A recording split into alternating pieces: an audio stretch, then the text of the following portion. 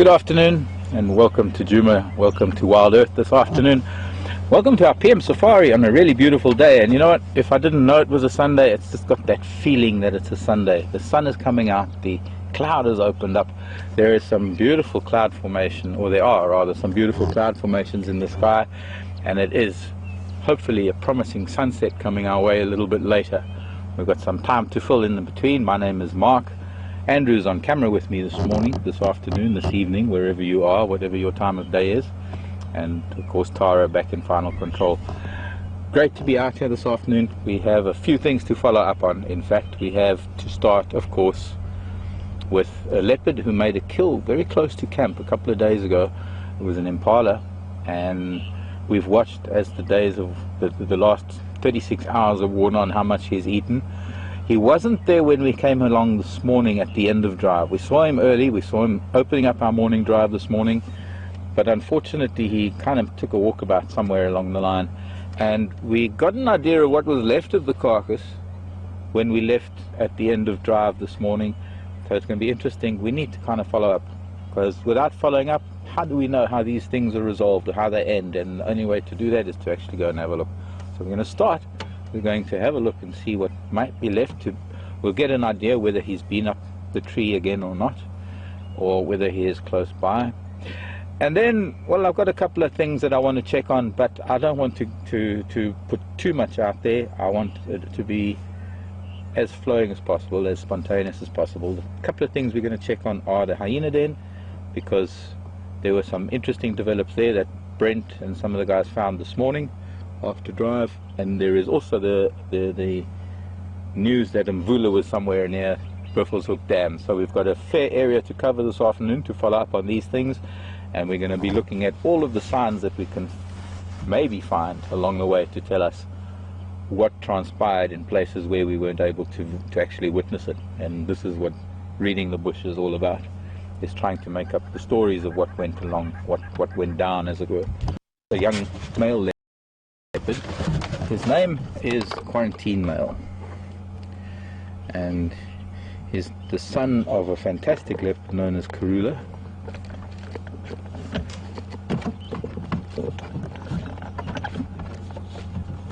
Who's also known as the Queen of Juma. I'm seeing something. We're looking over across. Oh, something. It's dead leaves, coloured like a leopard. Looking across Juma Waterhole, also known as Gari Dam, where we have a camera and we have viewers, we call zoomies, people who help us operate that camera, panning and tilting and zooming and following anything that comes to the waterhole 24 hours a day. Interesting infrared light at night as well. And we often rely on the zoomies to tell us what they might have seen during the night, in case things like leopard or lion or interesting animals might have come past that we can follow up on in the morning for our morning drive. And so I'm going to ask any of the zoomies that might have been busy between drive and now if any of the cats made an appearance.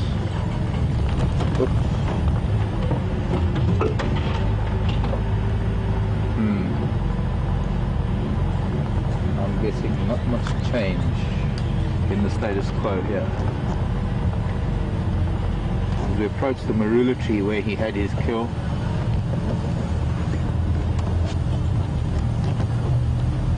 I think he's finished. I think he's done with it.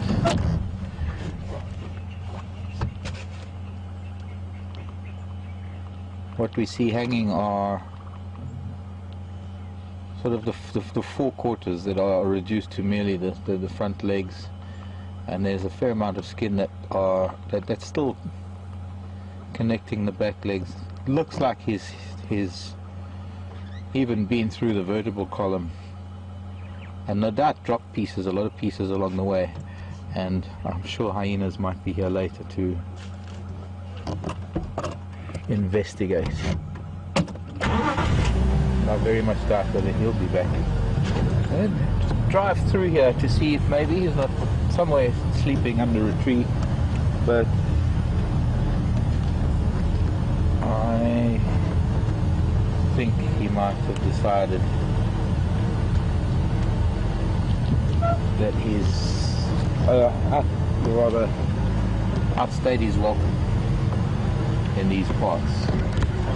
His welcome in terms of the animals who have been affected by hunting in this area. Right before he killed this impala, his brother killed a steenbok, maybe 150, 200 yards south of us, and also fed quite extensively on that carcass. But for that one, it took him only about a day because it was a much smaller antelope. This was an adult female impala, and it has taken him probably the better part of 48, more than 48 hours.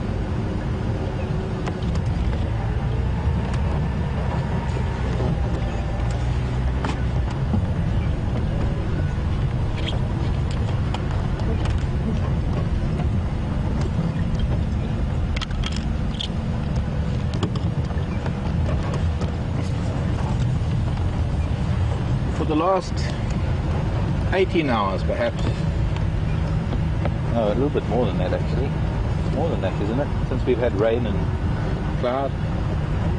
It's like more like 36. Night before last we started getting thunderstorms, and then there was a big rain, and then lately it's just been overcast. We had some rain between morning drive and now. So during the day we had a little shower that moved through, but miraculously the sky has opened up and blue skies are winning. There's some beautiful cloud formations that are going to maybe produce thunderstorms for later on. Isolated ones, very isolated ones.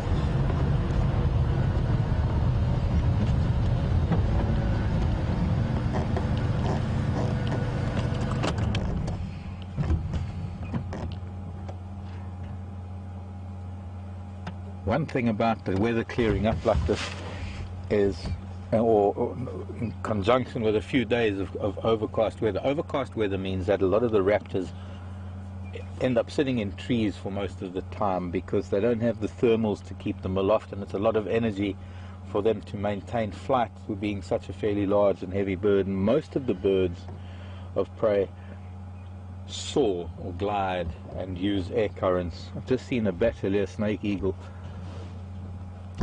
pretty speedily flying south, but that is what they do. They fly in almost like grids through their territory. They fly at about 200 meters, and I'm hoping that we'll see it, because I'm guessing that it's going to fly south, get to the end of its territory, and then it'll start coming back north in a slightly different area. Kind of the same way we fly an aeroplane to do game counts towards the end of the dry season. But I'm also hoping to find other raptors, because finally this afternoon there is some sunshine and some thermals are starting to form, and it gives these birds a chance to air their wings, because they've most likely been sitting on trees puffed up for the last day and a half.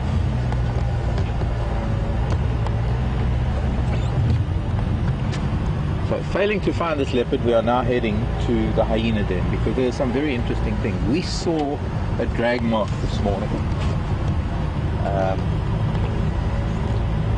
Drag marks of a predator dragging prey. And I couldn't really show it to you. It didn't really come out very well. And if we can trace these drag marks back to where they came from. Of course, I know where they came from now, because after drive, Brent went out because he was getting the cabin fever after the rain, and Brent went out to try and see if we could find Mbula, because we couldn't get to him this morning. And Brent found these drag marks. I'm not going to tell you where, because it's going to form part of our afternoon. But the fact that I know that it comes from a certain point, it's not going to detract from the fact that we're going to follow, and that it changes my perception of it. But the drag marks ended up at the hyena den, so I want to go past the hyena den. I'm not really expecting any of them to be out, but maybe they are. Maybe they've also been a little bit cold with the weather rate of late, and maybe they will be lying out in the sun, or just lying out, getting a little bit warmer than they have been while it's been so damp.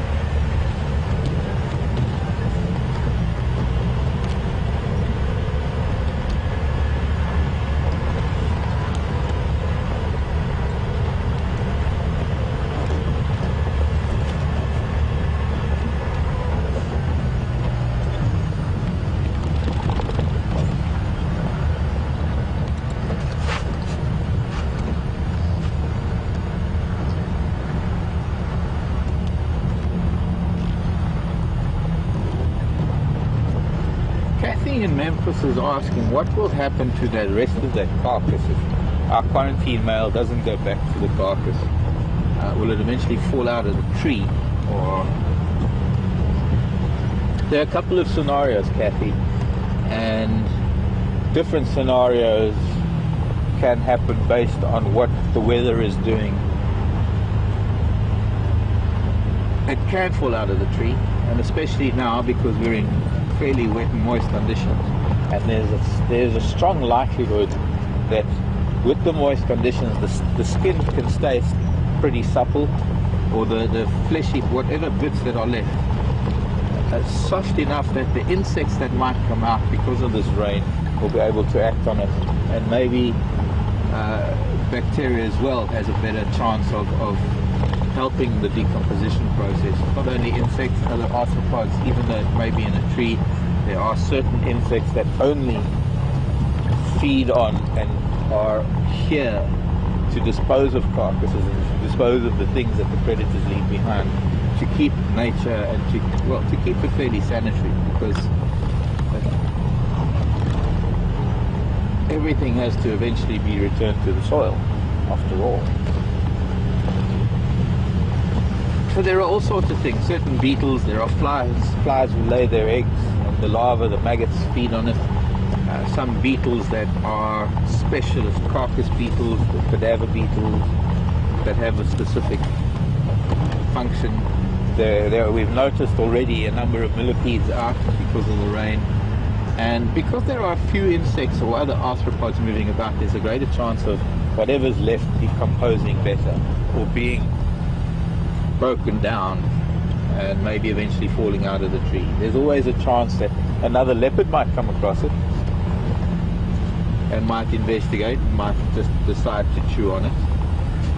Unfortunately, there's not much else. Genet might, I don't know. African wildcat might. Let's face it, they are not young, I mean small predators, and everything has to be opportunist. There are only a few very fussy eaters out there. Cheetah, I think, were one of them. If it were in the middle of the dry season, when there's the least likelihood of there being beetles and flies, I don't know, there's never a least likelihood of there being flies. I think they have to stay. But when it desiccates a lot faster, there's a less chance of any insects or anything else being able to feed on it. And sometimes these things can just mummify, and it has been known to find mummified carcasses in trees that nothing gets to, whether it's animals that have died in the tree or animals that have, there's a pearl-spotted owl. Ooh, I love it, I love it. I'm going to have to move very carefully to get it perfectly in a gap like that, almost, except the tail's behind the branch. There. Oh, sorry, that's me. I dropped the clutch. I'm sorry. Sorry about that. Not the cameraman's fault.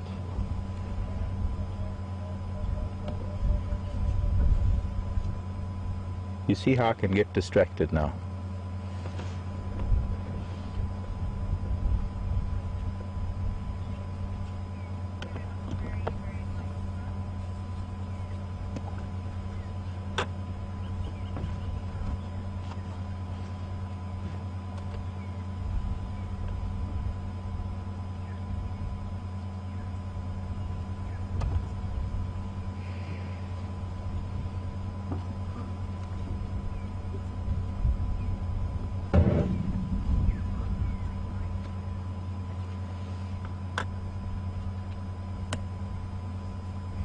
Just trying to get the right sort of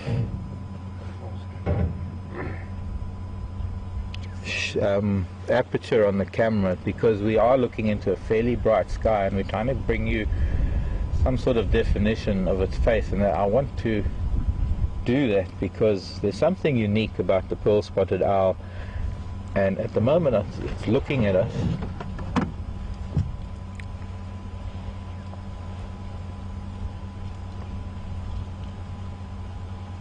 And now as it looks away, I'm hoping we can see. No, he looks back again. Wait for it. Something special is going to happen. Oh, look, there's a grasshopper behind you. Don't blink at me, but there's a grasshopper behind you, Mr. Owl.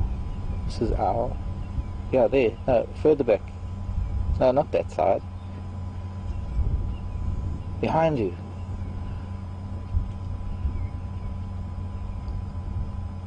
Doesn't believe me.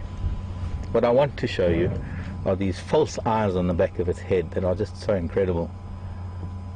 And it's, I guess, something that has developed to give it an edge. Being such a small owl, this is probably the smallest owlet, we call it an owlet, smallest that we get here, and it is maybe 6 inches.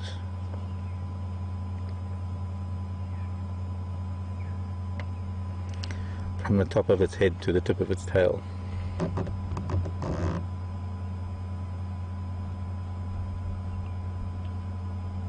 And it has false eyes on the back of its head that gives it an advantage, that no matter where it's looking, smaller birds like fork-tailed drongos or other owls are constantly intimidated by these, always being looked at. There we go. Looking for that grasshopper, but it's flown away now. Owl.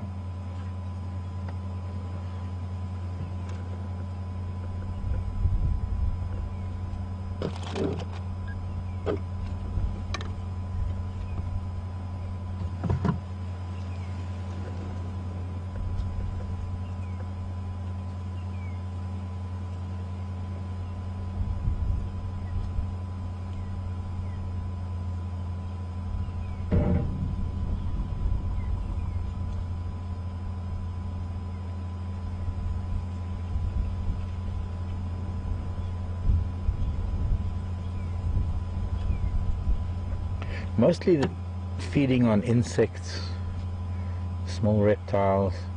They can strike at things in a tree, but they're mostly finding things on the ground, and they are known to even take small birds, as small as they are.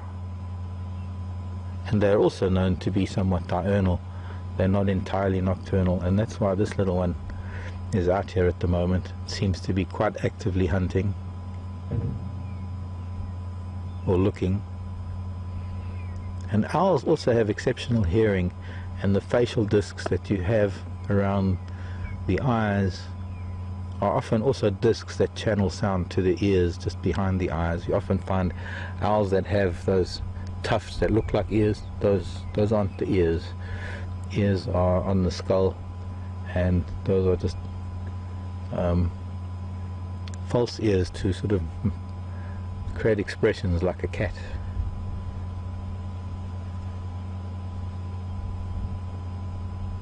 Although I'm sure they do aid in hearing, also channeling sound.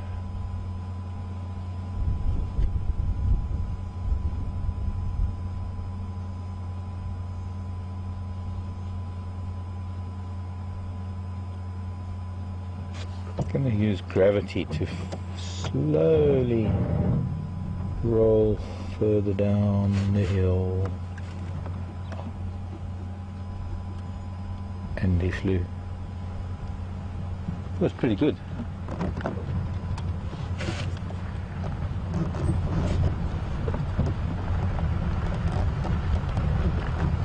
We chose exactly the same moment to move. Flew somewhere in here.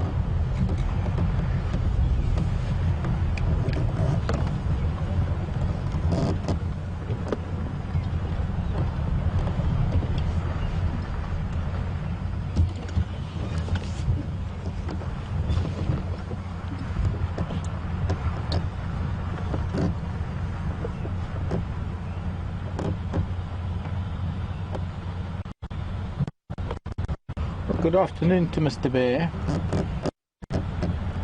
James is asking about marulas, whether they are related to mangoes. Is it true that they were harvested for wood in the Second World War? I'm going to have to... There's a boomslang hanging out of this tree. The bottom of that knob in that marula tree. Speaking of marula trees, there's a boomslang's head hanging out of the bottom of this tree. Watching the world go by on a Sunday. I'm sure there's a song about that. Watching the world go by. Something like that.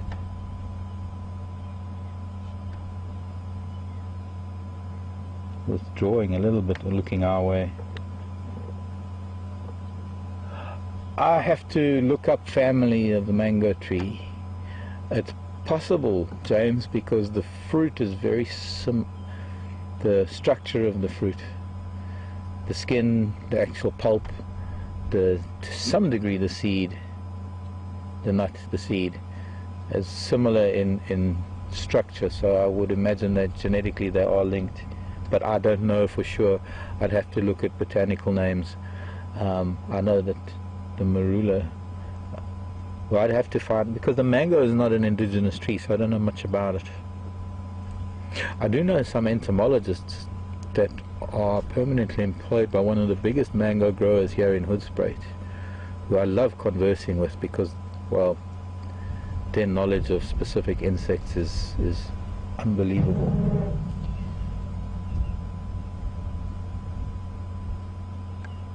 But I still don't know much about the mango tree. I've lived with mango trees in East Africa, but they are all planted, they're all brought here. So I'm going to have to look up, if I get a chance this afternoon. I don't know if I'll have it in my book, but I'll have certainly try one of my tree books. I'm hoping the snake is going to do something, but we could sit here all day, but we're going to sit for a little bit. Since it's in a marula tree, and we're talking about marula trees, one of the inhabitants of a marula tree, as a result of galls that develop in the marula tree, one of the inhabitants are the snake known as the boomslang, or as we say, boomslang. Boomslang. Directly translated means tree snake. It is probably one of the most powerful venoms in the reptile world. One of, because of course there are some that are more powerful. I think the yellow-bellied sea snake, I think there are one or two that might be worse. But there is one perhaps saving grace, in that it is a type of venom that is relatively slow acting, and although there are only a very limited number of hospitals that keep anti-venom for this type of bite, very unusual to even be bitten, and if you are, there's always time to be able to get to one of those hospitals, no matter how far it is. The other thing, of course, is that this is not a very temperamental snake. It's not a kind of snake that, or rather irascible, or even short-tempered, or any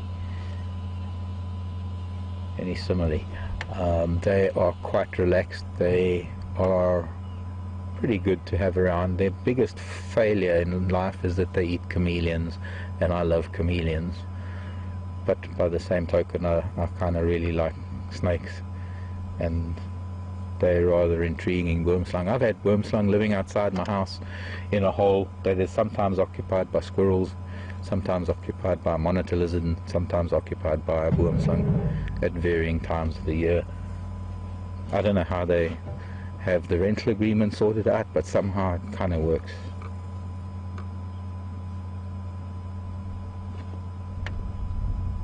Oh, getting a bit shy, so that's because I looked so directly at it for that moment.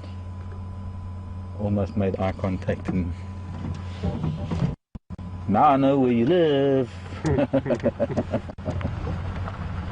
Bye-bye, boomslang. I have to look into that. trees and mangoes, and whether they were harvested for wood, probably. They don't make great wood. Okay? The marula, by the way, make great wood. Okay? The marula, by the way, is kind of a soft wood. It decomposes pretty quickly. So this, by the way, while we're on trees, might as well just show you that I'm rolling past. But this poor stunted giant is a false marula, known as a lania. Not a Lannister, a lania. And it's only called a false marula because there's some similarities to the bark. It's almost mosaic-like. It's kind of a similar texture to the marula tree, but what's most important of all are the leaves. They look very, very similar, but there's a very, very subtle difference between the marula leaf and the false marula leaf. And maybe we'll have to, well, I know I'm not going to find another false marula very soon, but I'll be able to find a marula. So let's go and grab a false marula leaf.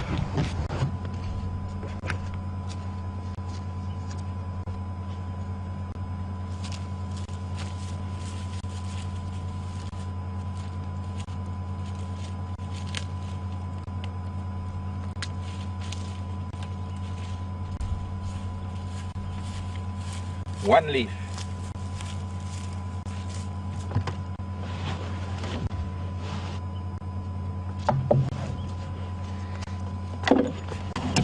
Oops.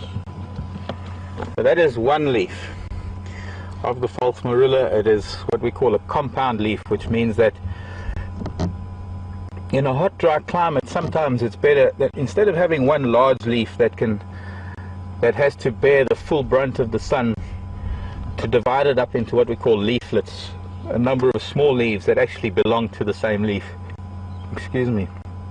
Sorry. And so these are called leaflets. And we're going to have to find a marula tree to show you the difference between these leaflets and the leaflet of the marula tree. This is known as the petiole. The stem of a leaf is known as a petiole. So we're going to be looking at that, and we're also going to be looking at the stem of these leaflets, and that's called the petiolule. And it's that very thing, the petiolule, that is very distinctly different in the false marula and the marula.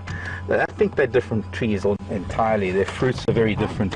Although the false marula is palatable, and it's a very nice fruit to eat. It's a very small berry, and you got quite a few of them in your mouth to really get the taste.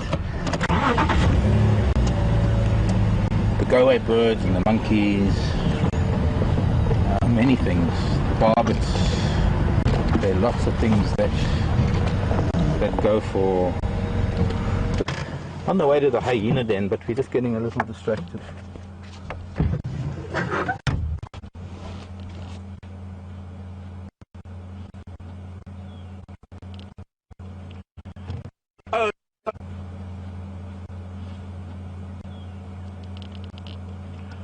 But so important for so many of our long-term viewers who've been with us, not only this season, they may be other seasons too. I'm going to put it as sandy as it is, it'll all just brush off. I'm going to put it over there so I can tell you about it. But first we have to go and visit its parent, which is not far, and I'm even going to use the gravity drive to get there. If you don't know what the gravity drive is, let me show you. See, I press this button in here and I engage gravity drive, and it's silent.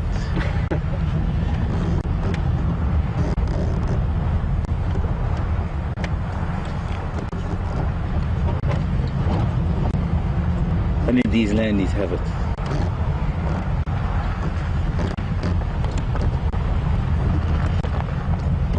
Okay, so there's the parent.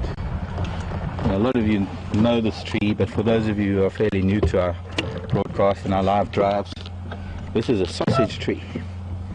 And whilst there aren't any sausages on it at the moment, we have had a look over summer at a couple of them when they were starting to grow, and eventually when one fell off. And we had a look at it when it was still a very heavy and very fresh fruit, full of, I suppose, full of water, full of sap, and full of the juices, I suppose. Just what makes it a fruit. And it's very hard to describe the fibrous texture of this fruit without seeing it at the end of summer when it's drying out and it's desiccated, and all that's left is this very, very tough fiber, the very thing that makes it so unpalatable or so difficult to eat for many things, including us hominids. Baboons love getting into it. This one has probably been left by baboons on the road. It almost looks like a loofah inside, but this fiber is much tougher and much rougher than a loofah. And the loofah, of course, is actually a cucumber family, by the way. This is the sausage of the sausage tree.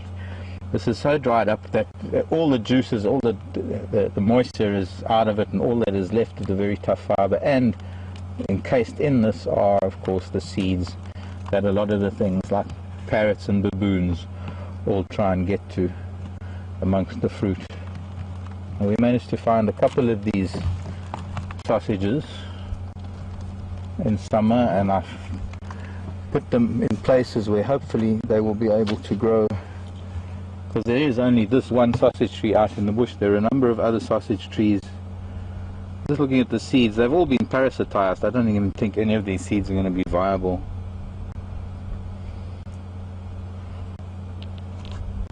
And those are probably the larvae of seed bugs, seed beetles.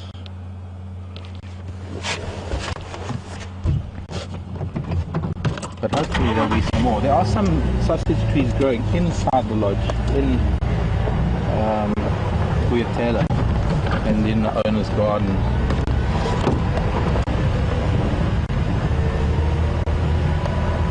We will get back to the marula tree, but now we are going to the hyena den, because the drag marks we found this morning headed to the hyena den. So we're going to start here just to see if there's anything that we can. That is kind of warm. There's not really much chance of anything. Excuse me.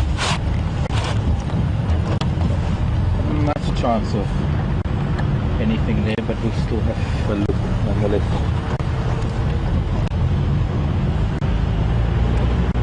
I want to remind you that we will be having a fireside chat. Brent and I will be on a fireside chat this evening at soon after drive, just after 6. Soon after drive as we can. Just after 6 this evening will be a fireside chat. We will be broadcasting from our courtyard, the courtyard where we stay, around the fire, and we will be using the same fire to cook our dinner tonight.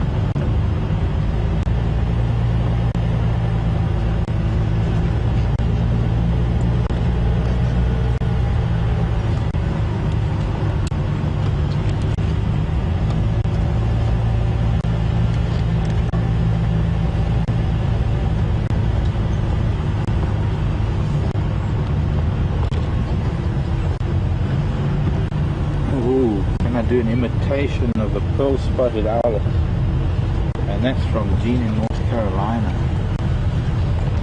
Gene, I'll try my best. Pearl-spotted owlet.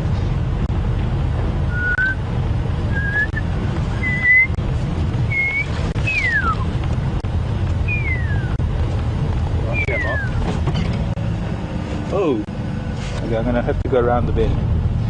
I know I'm around the bend already, but we just driven past hyena with the carcass that we saw being dragged. Well, we saw the drag mark this morning. I'm seeing another adult at the mouth of the den.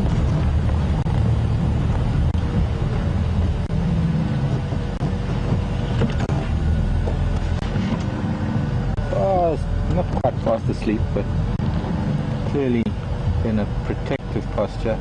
She's also lying in a posture that tells me that she's perhaps open to suckling if the cubs come out. We'll come back and have a look and see shortly. We're on a mission right now to solve a mystery that I found this morning, and I didn't really get a chance to follow up on it. And this would be a better position to come and say hello to her.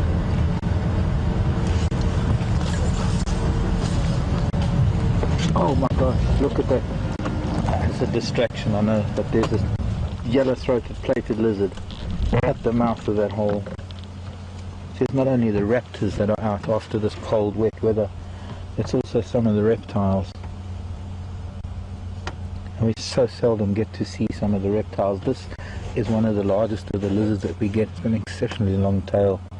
A really beautiful lizard. I'll have to show you a picture in the book because we can only get a glimpse of sort of its head and its neck.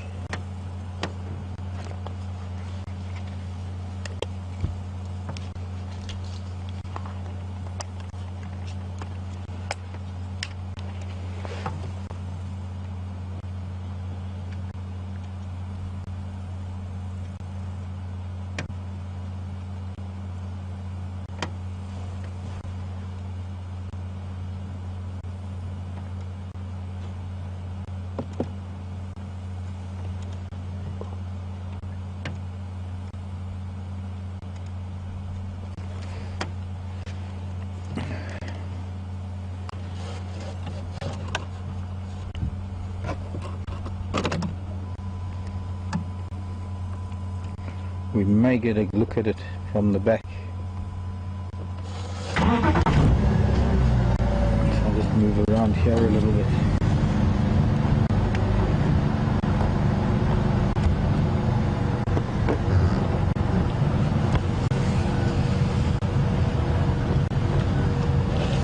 Yeah, there might be a better view from here.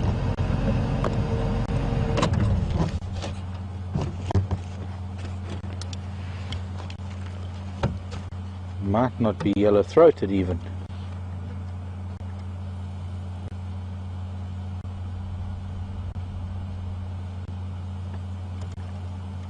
That might be a rough-scale plated lizard.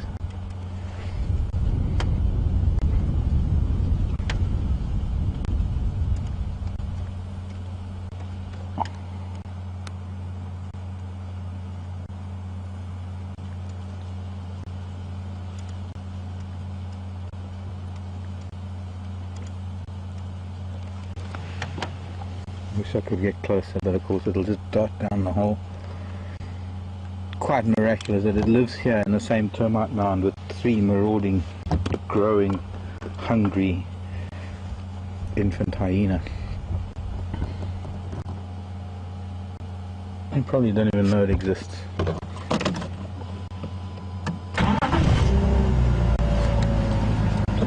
Interesting little ecosystem we got going here. Now, back to the matter at hand, and short of any other distractions,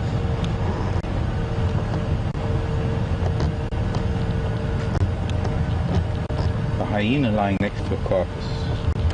Well, that's quite far in, and so is the carcass. I'm not going to see too much, but we came really, really close to it because I had my eye on the den, and Andrew saw her as we came past. Now, it's hard to see a considerable amount of it that has been eaten.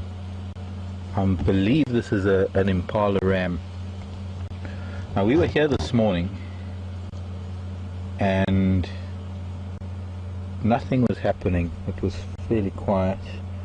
It was quite early. It was still a little bit chilly. I had the impression that maybe everyone was sleeping inside the den, but obviously the others were out. And while we were here, they must have been elsewhere. At some point, which was very close to the end of drive, Mvula, the big male leopard, was seen on our eastern boundary, and he headed his way towards Buffelshoek Dam, and somehow, sorry, excuse me,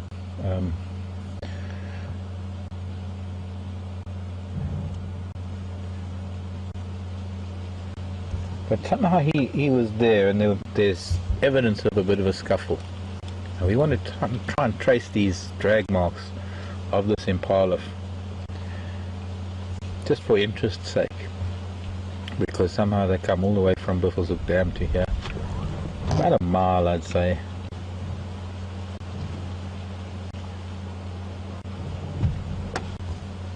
And we just touched on the drag marks on part of Twin Dams Road, but we didn't get time to go up to Buffelshoek Dam or even to follow them where they'd come from. I kind of figured that they were heading here.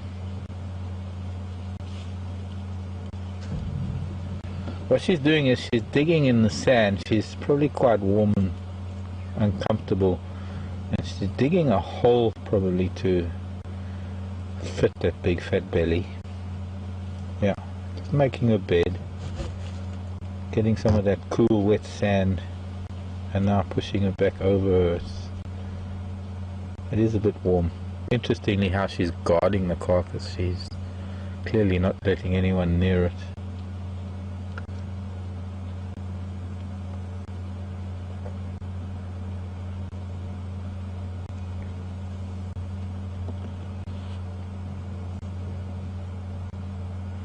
So that's another thing we've accomplished this afternoon, having a look and seeing what the end result of those drag marks were from this morning. We're now going to, well, not now, we're going to just, since this is not much of a view and she's lying and sleeping, there's just a rib cage behind her. Let's go and see the other one at the entrance to the den.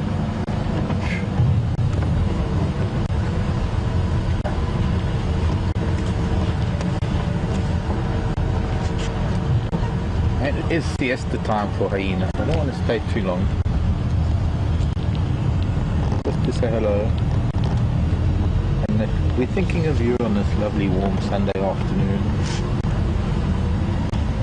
Hello, Mama Hyena. We got children today. Can we come back? A little bit forward.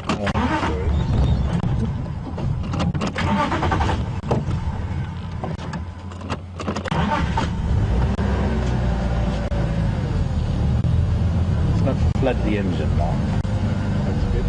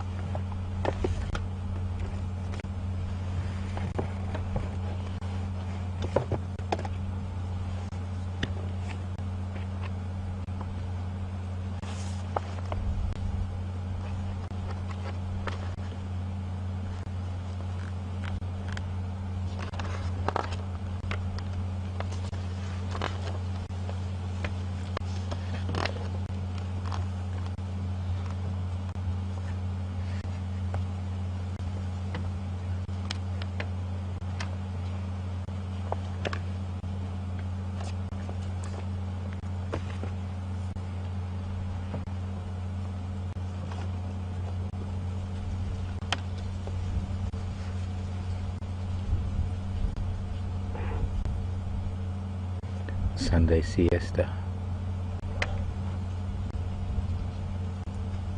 And the sigh. That's a Sunday siesta sigh.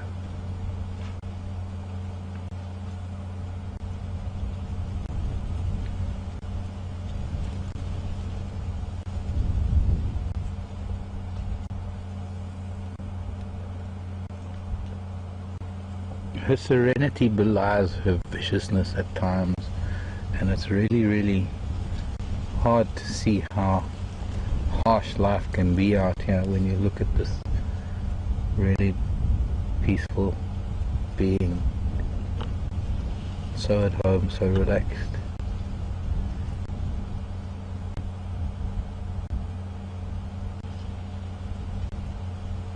No tax man, no landlord.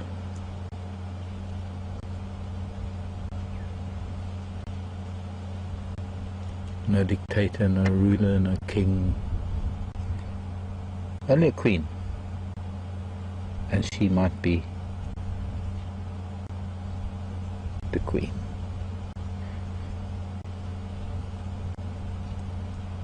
It's a sisterhood hyena. Mostly only females. Males don't have very much of a role, or rather they have a role, alright. That's only to make baby hyenas. But they don't have much say.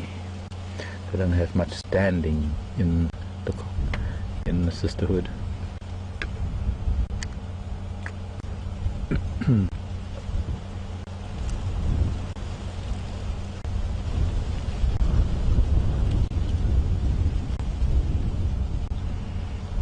Lynn wants to know if the youngsters are eating meat yet. I would imagine they are, Lynn. I would imagine one of the reasons why this carcass was brought back here rather than torn to pieces, and I'd also imagine that's one of the reasons why Mom is guarding it like she is the other female, maybe the other mother, why she's guarding it like it is, waiting for the time for the children to wake up and come and familiarize themselves with what their dinner plate's going to look like for the rest of their year, their days on this planet.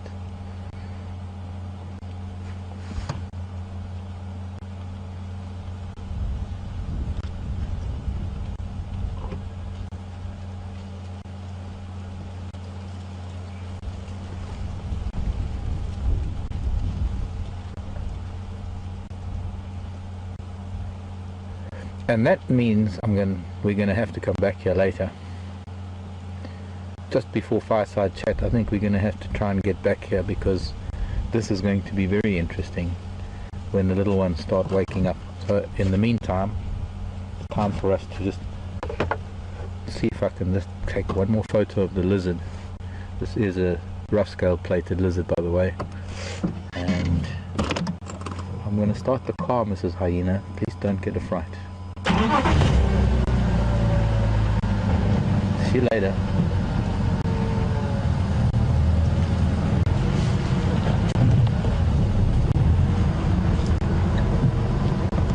But I want to get to Buffelshoek Dam. I'm going to have a look and see if Uncle Mvula is there.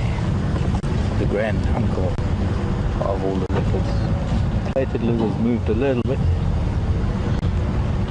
But the sun is coming out a little bit too. And usually at the sight of a vehicle, they disappear into the termite mound. Hope that I'm not getting a branch in the way. Should be okay.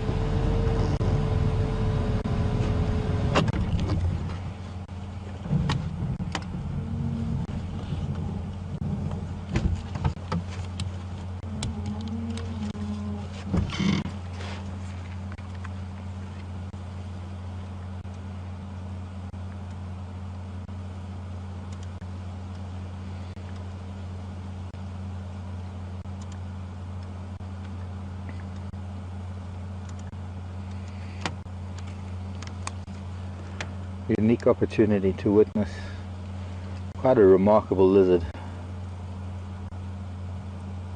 probably about 12 inches long at the most. See what the book says in a second.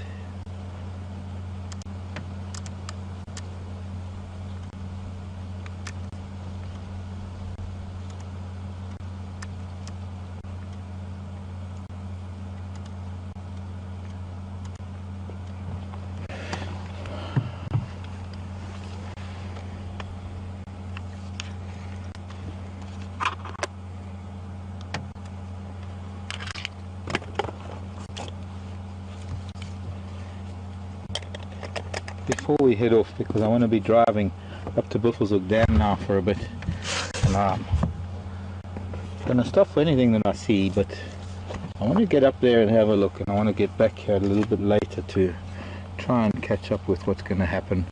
We might be witnessing something quite unique here at the hyena den, with the adults bringing back a large carcass for the youngsters to have some experience on it, which I don't think we've witnessed yet, as yet. Anyways, here on this page is the rough-scaled plated lizard. Now, the way it was sitting earlier when I first glimpsed at it without binoculars, this very pale tan line coming down just above the eye was so bright in the sunshine I thought it was yellow, which is very typical of the yellow-throated plated lizard, and I'll show you which one that is. That's this one over here, on the bottom, and a little bit of a smaller plated lizard than the rough-scaled plated lizard. I have seen one out that they don't necessarily live on termite mounds. They can live out in open grassland with a very long tail. Now there are a couple of other plated lizards, the tawny plated and the giant plated, two plated lizards that we're not likely to get here. This is the giant plated lizard. They get fairly large, almost like a small monitor lizard. Beautiful lizards, but they only live on rocks and very huge rocky outcrops, not just like a single rock jutting out of the ground. This, by the way, is the juvenile of the giant plated lizard. Very pretty. Very often the reptiles are quite cryptically colored as juveniles to help them escape predation. Mostly they're often colors that are considered aposematic coloration that pretty much warns things that they can be dangerous or not to even try with them.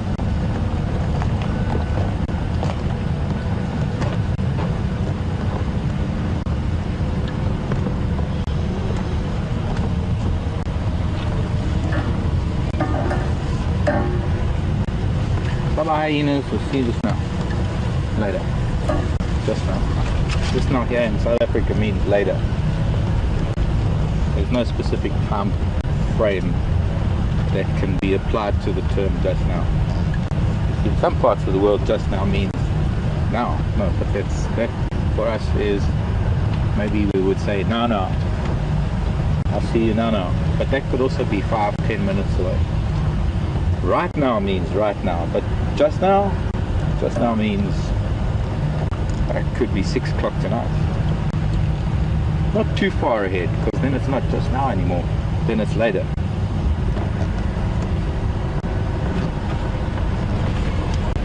Often have fun with that. In fact, there's a clock you can get, the South African clock. Doesn't have numbers or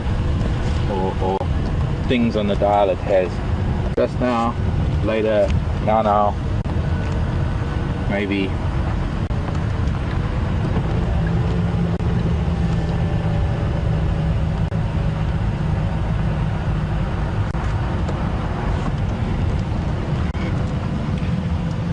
This dark line that we have running parallel to us now as we head down Weaver's Nest Road is a drainage line. It's a dry riverbed. Guinea fowl in the road. But anyways, the hyena drag marks were coming up this drainage line and must have crossed the road here somewhere where we are now, close by. Hello, little drongo. Can we get you on camera, please? You're so close.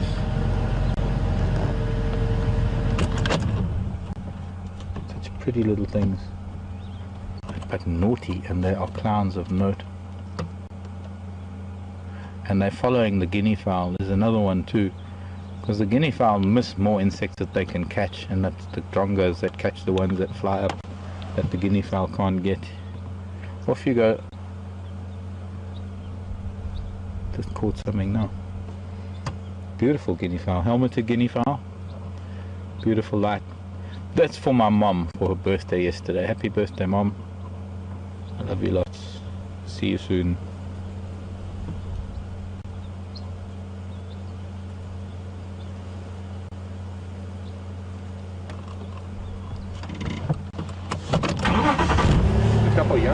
Yeah, they are. The youngsters, you can see, are pretty grey. Here they're coming into the road now to join the others on the right hand side of the road. There are 3 little pterodactyls. Weird, funny looking when they're young like that. Adults are quite pretty with the blue and the red, and the contrast of the black with the dark, or rather the white spots.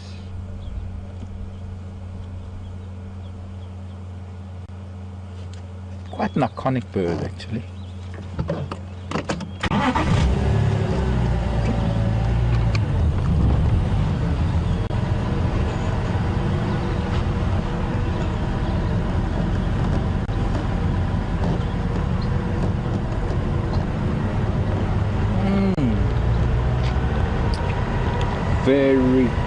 question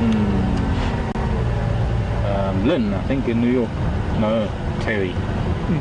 Oops, sorry Terry.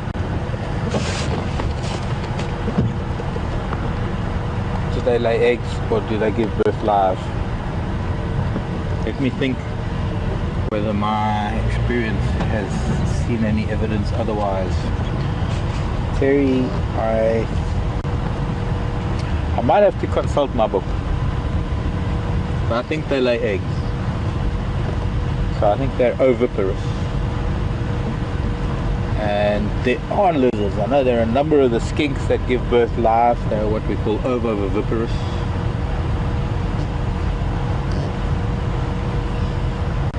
I think, I don't know, I kind of forget a lot of that terminology. It's just easier to say they lay eggs, they give birth live. But the eggs are, they are in eggs, but they incubate, the eggs incubate within the mother's body. So it's the appearance of live birth. It's sort of the beginnings of the amniotic sac, I suppose, the beginnings of what we mammals know as live birth. Plated lizards.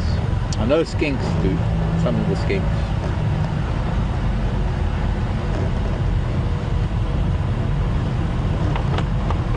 I'll have to consult the text.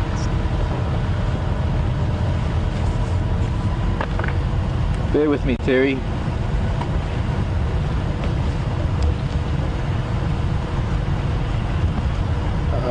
There's 6 species. They're fairly large and robust.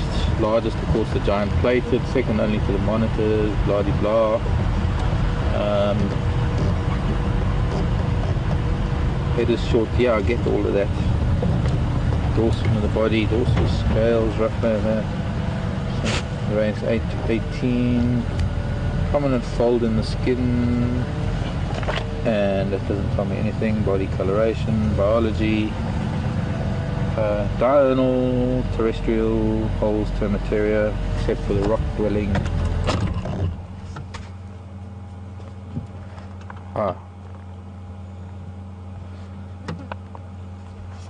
They evidently show some degree of parental care, but it's not very sure yet. Come on, tell me something about egg laying, please.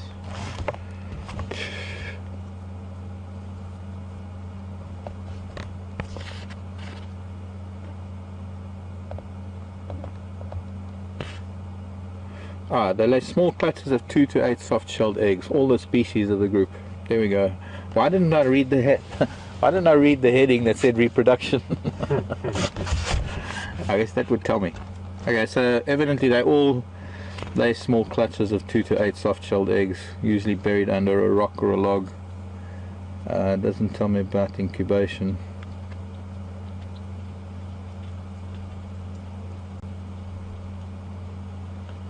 Giant plated tend to lay their eggs in the crevice, and then they cover them with soil, and the female actually guards over and cares for the clutch.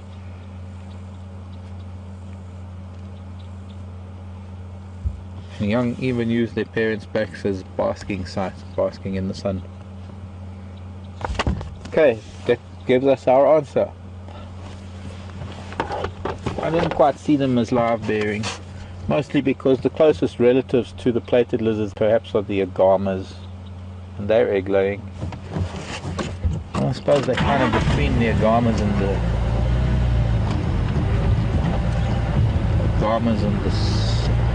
skinks.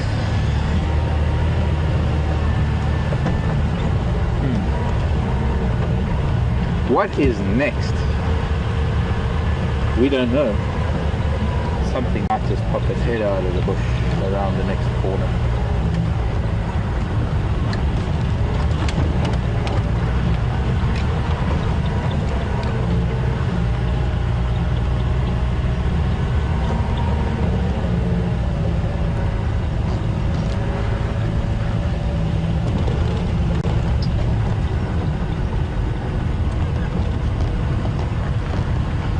Morning, Genevieve. Very good question, Genevieve. In fact, well, Genevieve is asking, is it still moist enough for mushrooms to emerge? Yes, it is. And We've only had this little bit of sunshine now, so maybe tomorrow morning I'll ask Brent to look out, because Brent's probably going to be out in the morning. I'll ask him to be on the lookout, especially coming out of elephant dung and other herbivore dung. It's the most likely place to find mushrooms, perhaps out of some of the decaying wood that lies around, but the most likely mushrooms are going to be the small little parasols, the little umbrella mushrooms, and very, very fine mushrooms that grow relatively fast. We're not quite in the dry season. It's unusual perhaps in the dry season if we were to get a shower in the dry season, and we occasionally do. I've noticed many occasions in around July, which is pretty much midwinter, with a full moon, there's occasional, there's sort of a light shower that comes across.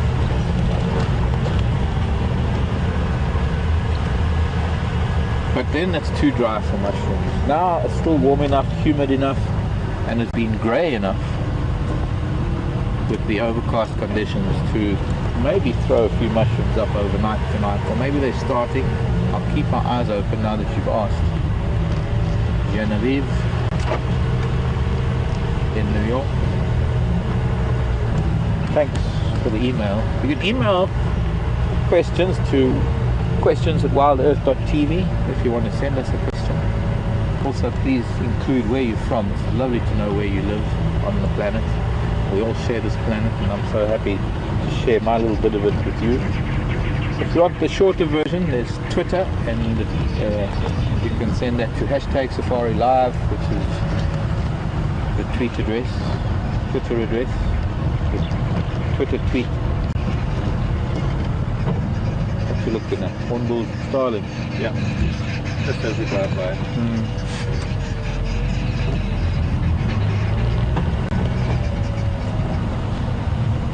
Now, yes, let's go this way, because I want to look for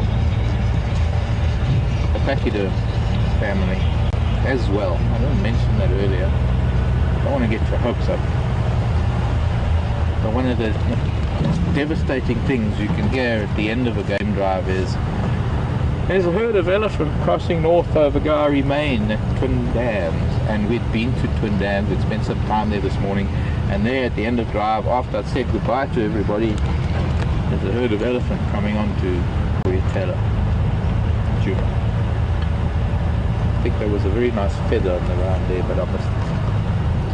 Probably a hornbill feather.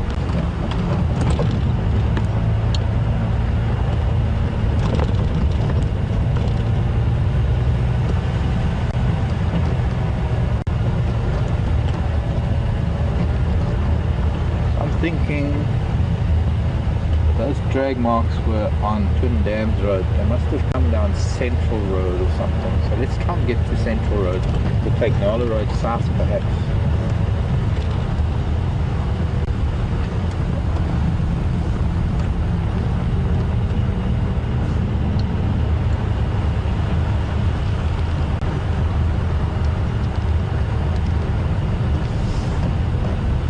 See some of the drag marks crossing there. There was another little shower of rain. It wasn't strong enough to obliterate any of the fresh tracks from this morning. It's just enough to dampen things a little bit. And also I think it was very isolated around camp, so I don't think we have too much trouble trying to find things.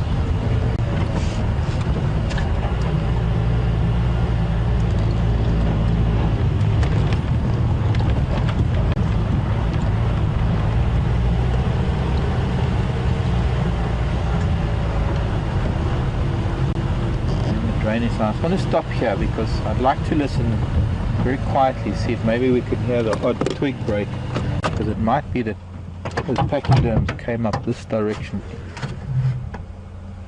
I'm going to have to look for some of their tracks too.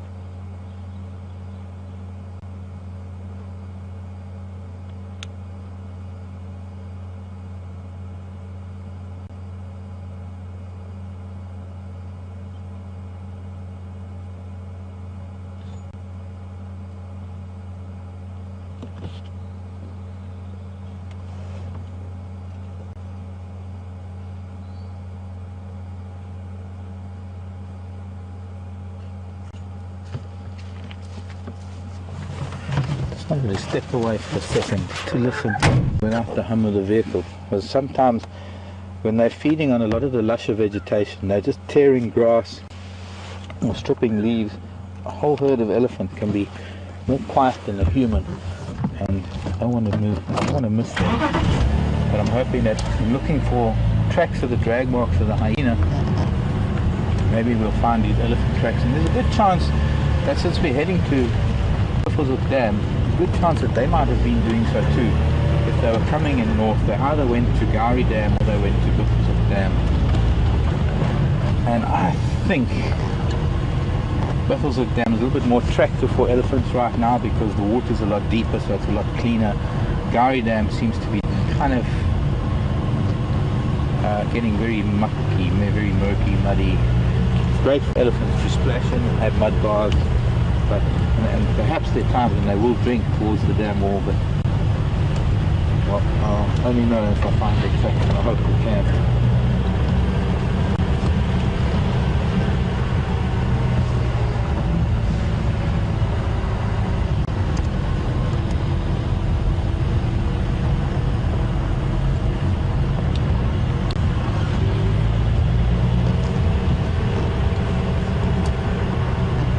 Still need to find that marula leaf for you now.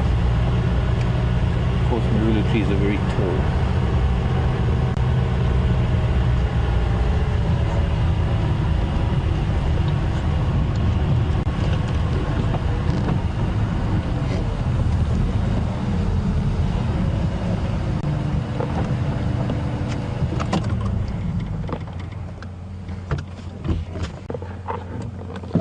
Wonderful question from Chicago, from Ed. Good afternoon, well, morning Ed. And Ed wants to know, what is the minimum sort of depth in the water that hippo would be able to tolerate before they have to move to deeper waters? In some cases, Ed, probably only when it dries up. In some cases, hippo are forced to stay where they are until the last little bit of mud exists, and then they're either forced to trek very far or bear the brunt of the onslaught of a herd that they don't belong in, or a territory they don't belong in. Some wonderful vervet monkeys hanging out in this knobthorn, and they're probably eating the seed pods. Yeah, and that's what they're doing. They like beans, or rather pea pods. No, more like like snow peas, maybe. Not as sweet. Well, we can't eat them, they're not really palatable for us. But before they harden and dry up, the monkeys get into them, but they also get into the actual growing cotyledon, the growing seed, before it hardens too, while it's still soft and green.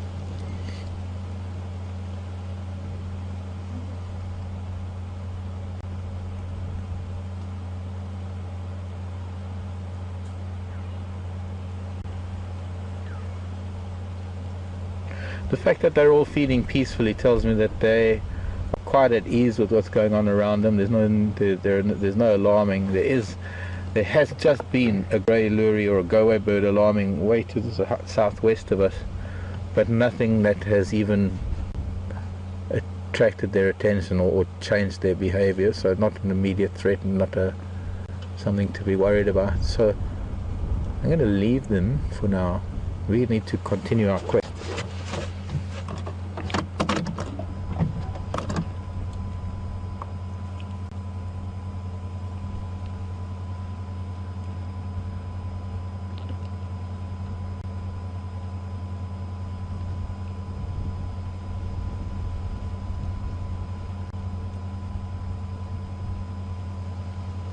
A little one of the youngsters, probably born around the beginning of summer.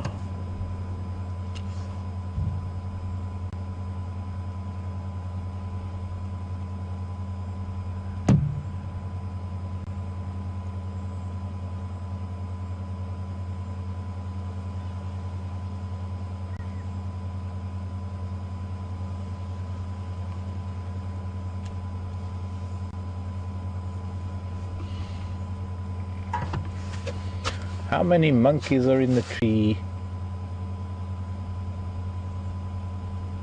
And what is the average size of a troop? A question from Anonymous. I can see 1, 2, 3, 4, 5, 6, 7, 8, maybe no, not even a dozen, maybe 10 monkeys in this tree. I don't know if this is the whole troop. Troop size varies. There isn't a norm. Troop size can vary from anything from 10 monkeys to 30. It depends on their territory, depends on the available food source, depends on the density of monkeys in an area and how much pressure there is from other troops. I invoke the depends clause.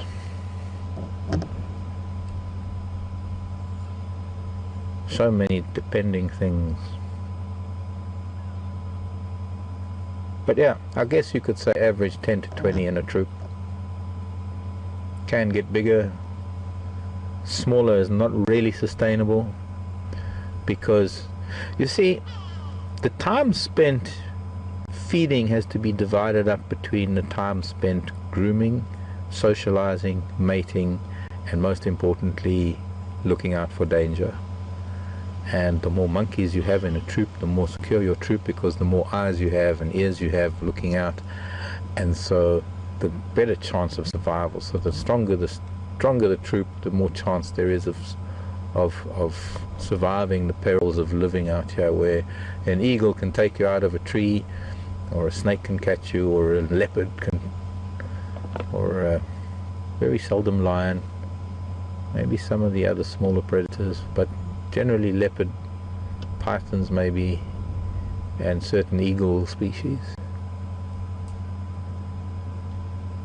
Let's go to Buffelshoek Dam.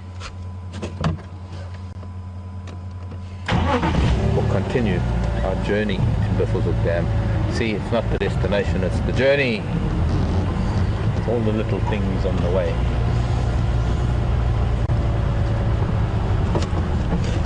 Hello, Mr. Buffalo.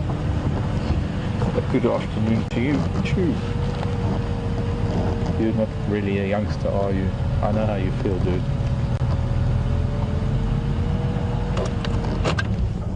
The hierarchy and social structure of a primate group like vervet monkeys, you'll have the older females will be, it's almost kind of matriarchal, but it's still dominated by an alpha male.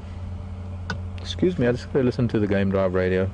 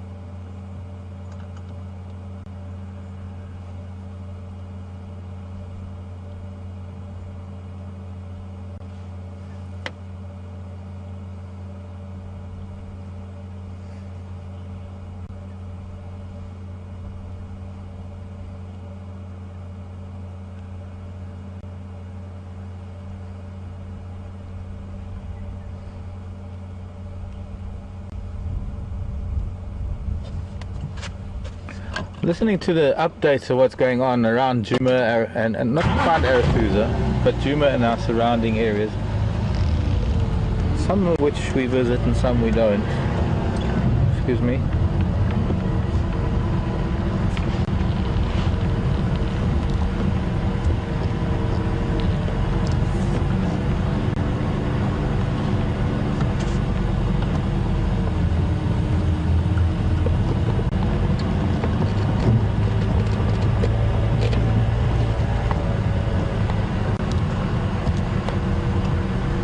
Okay, good.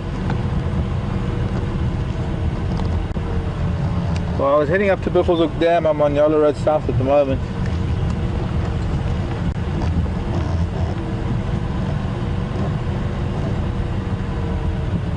Copy that, thanks. Also let me know if you find any sign of that Colombian dwarf, if you're going to maybe go around Drakensberg and down, maybe Battelier or something.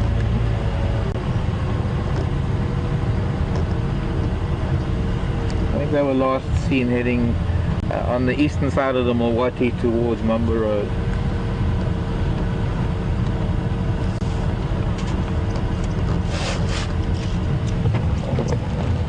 I'm sorry, Buffalo. I don't really mean to disturb, and I know it's one chance that you have of staying in this wallow, because if the sun comes out tomorrow, this wallow is not going to last very long. This wallow, and the one where we saw the other buffalo just now, or just now, a minute ago. Afternoon, Squire. You can have all of my flies. I promise you I could take them all. Yeah, you're welcome. I can see how the flies are bugging them as much as they bug me. They get into the eyes and the nostrils, and as thick-skinned as they may be, I feel for you, dude. I really do. I'm with you all the way. I'm doing the same thing, except I don't have ears that move, and I'm kind of lacking a tail. But the wallow has only filled up after the rain now, and they no longer have to go and sit at the few dams that are left. I think I was talking about the hippo, the smallest amount of water. In some cases, even this will be good enough for a hippo if it's all that it's got. But here, I think with all the dams, they kind of tolerate each other when some of the dams dry up. Same as the buffalo. When these little wallows start drying up, they tolerate each other in the dams that are the ones that remain through the dry season.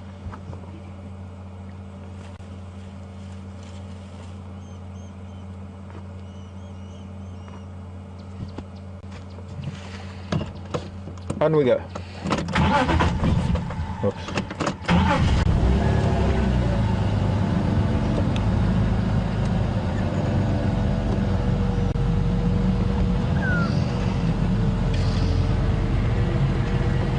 Alarm call.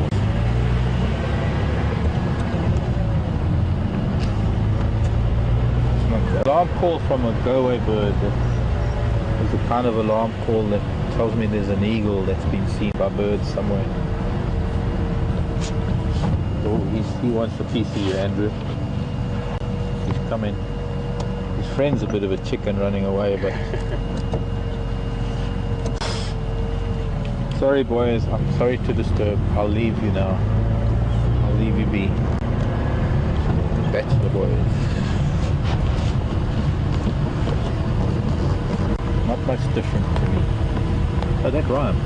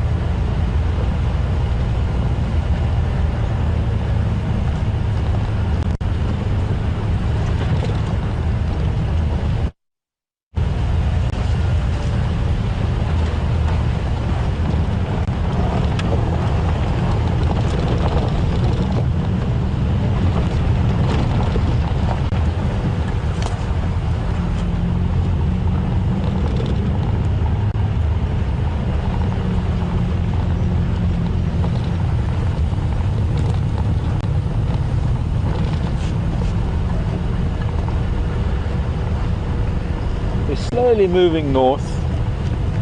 I want to head to Buffelshoek Dam because Mbula the leopard, big male leopard, was last seen there this morning.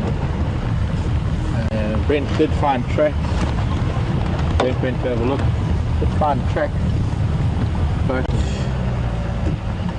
didn't manage to find them. Now this is Nyala Road North, straight ahead of us. It's the quickest way to Buffelshoek Dam, but there are a lot of signal breakups there, and I'd like to just head east for a little bit. This is Central Road, and this is going to tell me what might have crossed going north-south until we get up to Drakensberg Road, Drakensberg Drive.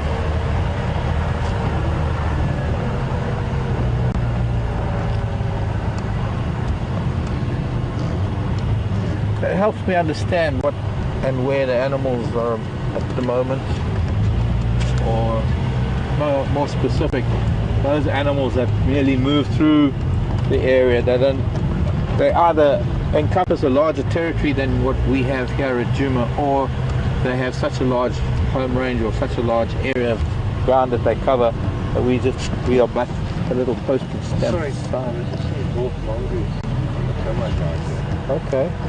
Quite a few of them. I wondered why the hornbill was looking like it was. Aha.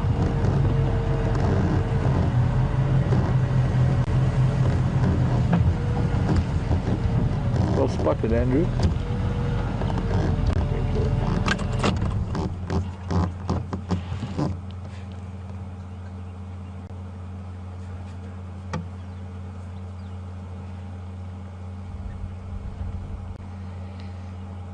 I don't know what it is about hornbills and dwarf mongooses, but mongooses, yeah, that too.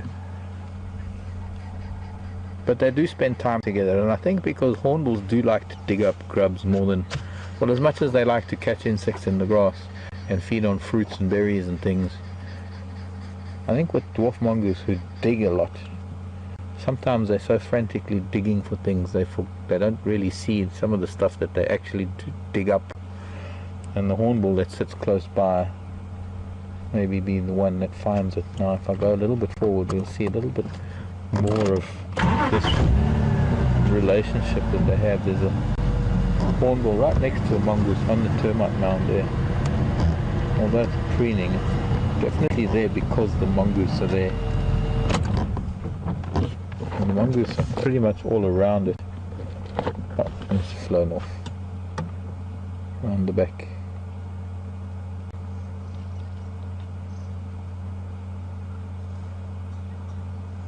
I think this is a colony that are foraging. I don't think they live around that termite mound. I think they're on the move. That's why they are.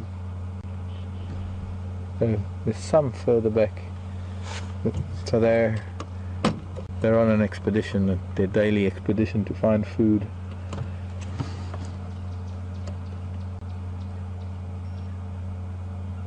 Hello, child. Such a glossy coat in this late afternoon light.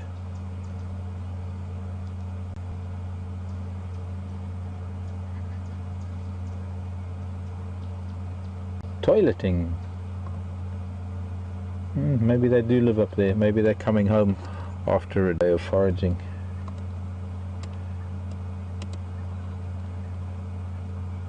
Digging up grubs, chasing lizards, stealing eggs. Yeah, the usual kind of mongoose routine.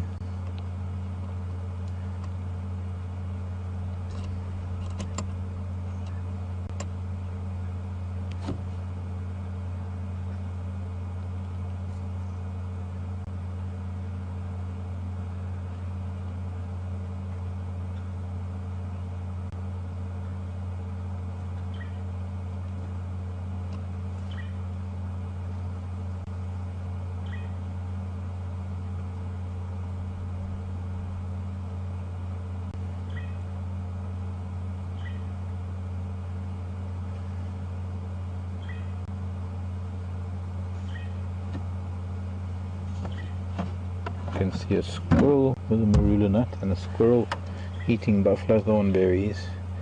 and a bird that I really need to... Oh, it's flown away. Where did that come from? No idea. No, he couldn't. He got headphones on. We might just have to do Nyala Road North. See? Yeah. I think it's the African hawk eagles that are down there.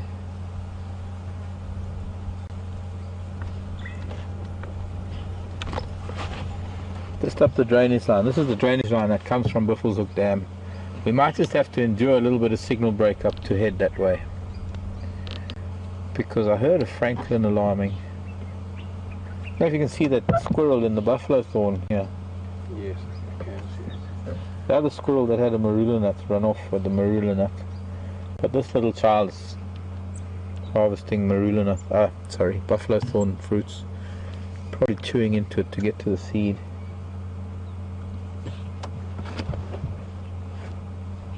Now there was a green woodupoo. Still want to find one of those for Chris.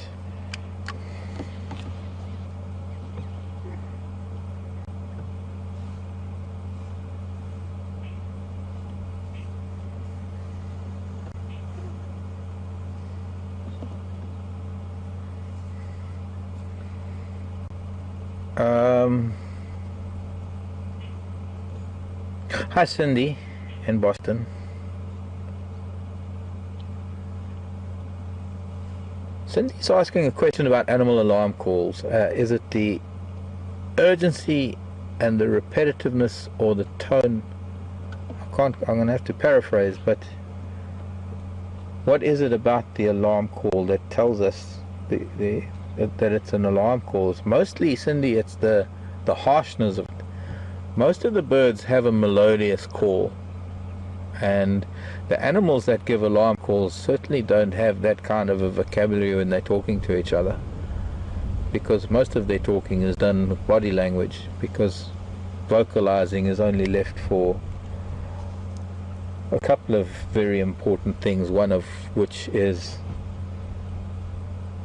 to be able to sound the alarm. So alarm calls are all very, very harsh. Not so much the repetitiveness of it, but certainly the urgency and the tone and there's a frantic, sometimes harsh, sometimes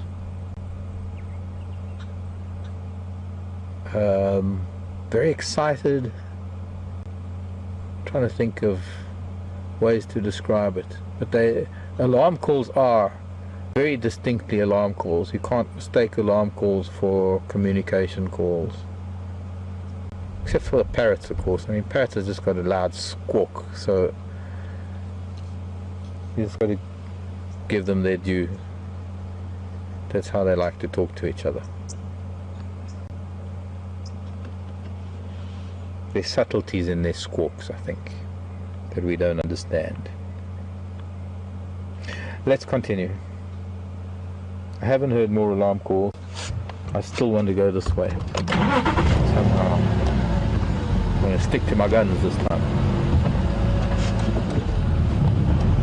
Mostly because I know we're going to lose signal if we go Nyala Road North in a lot of places, because it's an up and down thing, and I do use that road sometimes.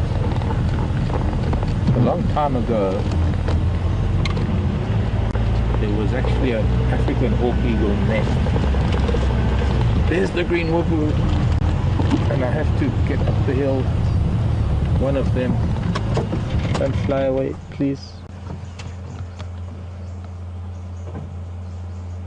Just don't hide either. Just the tail sticking out. We should have really good light on it if the sun came out from a cloud right now. I don't see the rest of the colony. They're normally a social bird. They're normally in families. Ah, no, those are babblers. It just flew by and babbled. The babblers babble. They don't tweet. You can tweet that. There it goes. You can tweet to hashtag Safari Live to be able to send in questions. Hang on a sec. Sorry.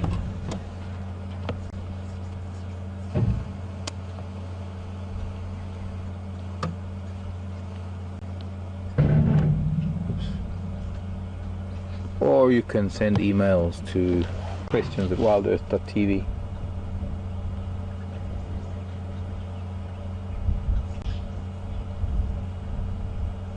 There's definitely a colony of mongoose that are foraging on their way home. They don't live here. Some of them have crossed the road already, and they're remaining well hidden because they're foraging, and they're mostly concentrating on digging, so they're not really going to be out in the open until maybe they get back to their termite mound or they're crossing the road. Hello children, all over the place, the mongoose everywhere, scattering. Okay, we will have to try for the woodpeckers again another time.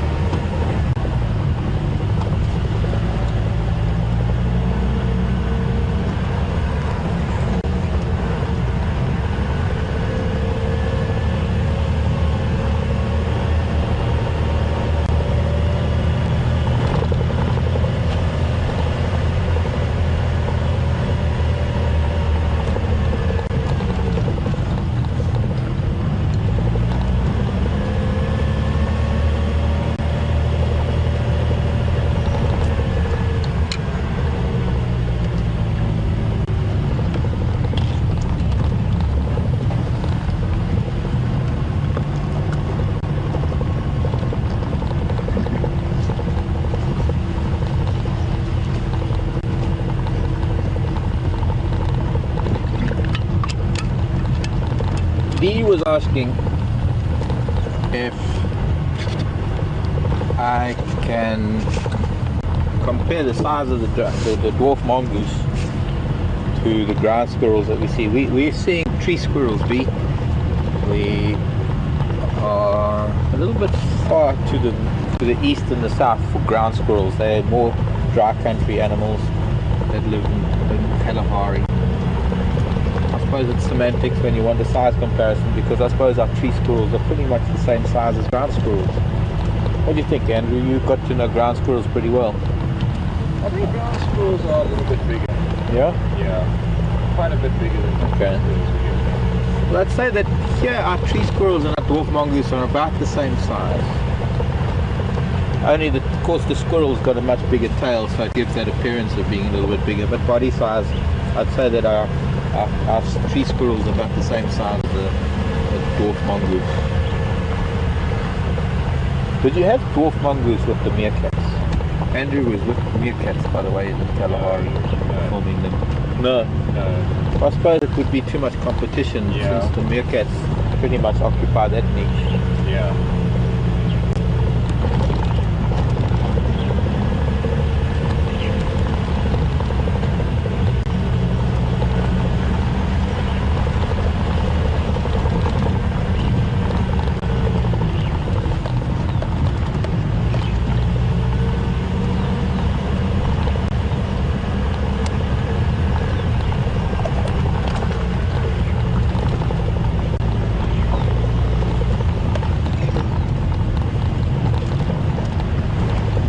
I've got lots of marulas around here, and I'm still keeping in mind and keeping in hand the false marula leaf, but they're too high for me. I've got to find a marula that's low enough. I know of one up on Cheetah Cutline that was pushed over by elephants a long time ago, and it will have green leaves that I could reach, but most of these marulas are a little bit high off of the ground. I haven't forgotten, but you see, this is my ploy to keep you viewing until I get there. Stay tuned for the marula reveal. Marula tree. The differences between the false marula leaf and the real marula leaf. Oh, oops, sorry squirrel. I was sitting in the road eating a marula nut. He's going up the tree.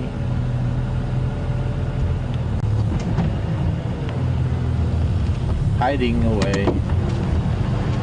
Ground squirrels tend to nest in the ground. Tree squirrels tend to nest in the trees. I guess. And it's gone into a hole.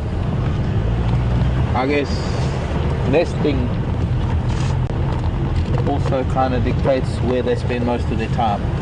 And while the tree squirrels do spend a lot of time on the ground, they spend most of their time in trees, and they also nest in trees. Ground squirrels, however, I don't think spend too much time in trees. Did you ever see ground squirrels going into trees? What trees? He says. Not really. No. Were there sort of, was there much in the way of trees, or was it sort of low acacia scrub? Low acacia scrub. A few scattered trees. But great. And did the ground squirrels ever climb any of those trees? Not that I noticed. They mainly just stay on the ground and use their tails as like a umbrella to shield the sun. Okay. That's interesting. Big bushy tails. Probably because they don't have to climb trees and get caught in thorns and stuff. Plus the added warmth for those cold Kalahari nights that they can wrap around themselves like a blanket.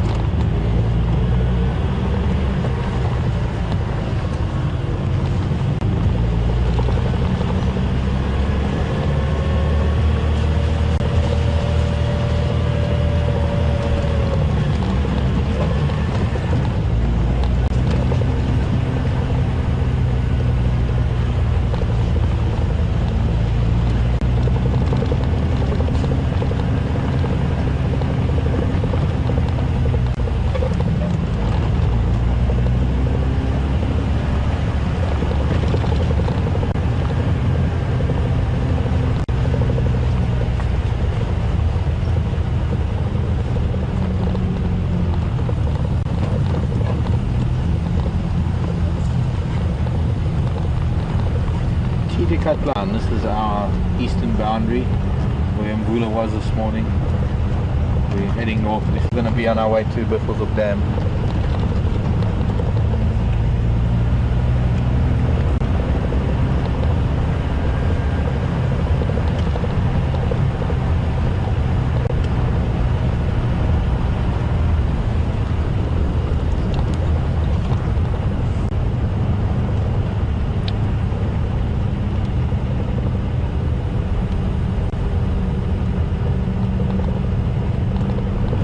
Tree squirrel. Jennifer, hello Jennifer. Jennifer's calling from Toronto, well, writing in. Hi Jennifer. What is the reasoning behind the disproportionately large testicles of the tree squirrels? Jennifer, it is something, it is a phenomenon amongst all rodents that when they're breeding, the testicles swell exponentially. Reasoning behind it, possibly, well, I have to think about it. Fertility and testosterone and breeding, maybe even it is something that is linked to sexual selection rather than natural, a different sort of genetic selection based on climate and other factors that dictate other forms of physiology within an animal. The reason why some things become so colourful because females prefer it that way, and so the ones that have more colour, or in this case bigger testicles, prove to be the better breeders, and so they're sought out by the females. And so, oh, you've got a big grasshopper or something, that hornbill flown quite far. Could be a praying mantis that he's caught.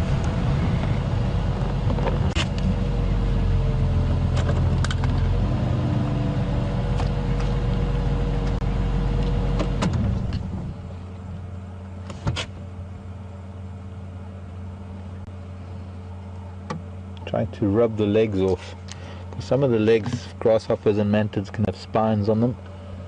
They're not that much in the way of any nutritional value.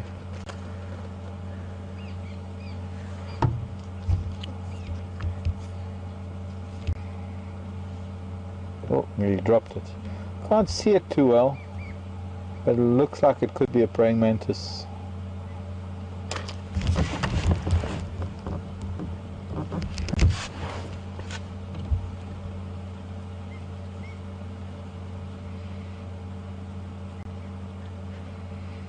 And what it's doing is pulverizing the mantis by chopping it up all the way along the body with its beak.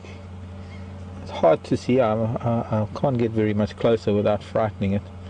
And our angle isn't great because there are a few branches in the way. Maybe try and move back a few inches if you want to keep it zoomed.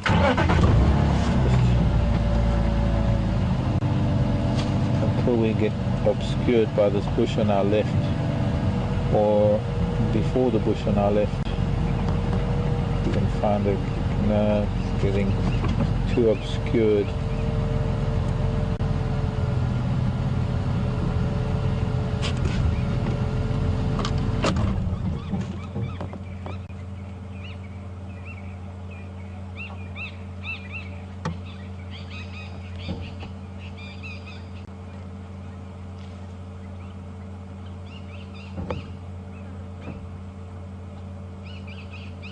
Trying to swallow it as well, but probably legs are hindering it. Difficult to tell from this distance.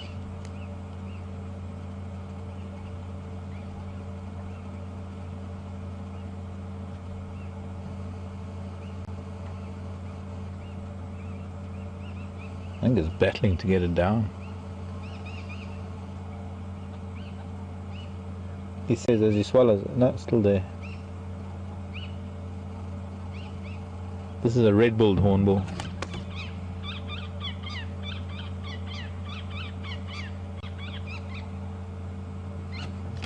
There's a white-crowned shrike's calling, flying over us.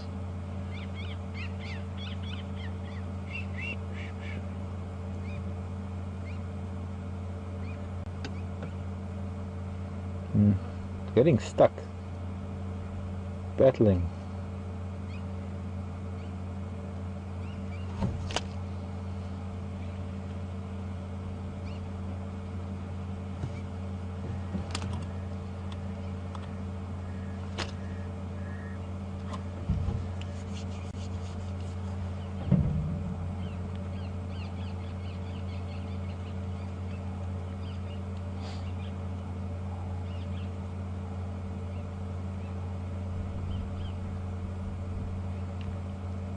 I know that feeling. Now, when you're really hungry and you take a bite of something and you eat or chew too quickly and it kind of gets stuck. It doesn't want to go down and doesn't want to come back up.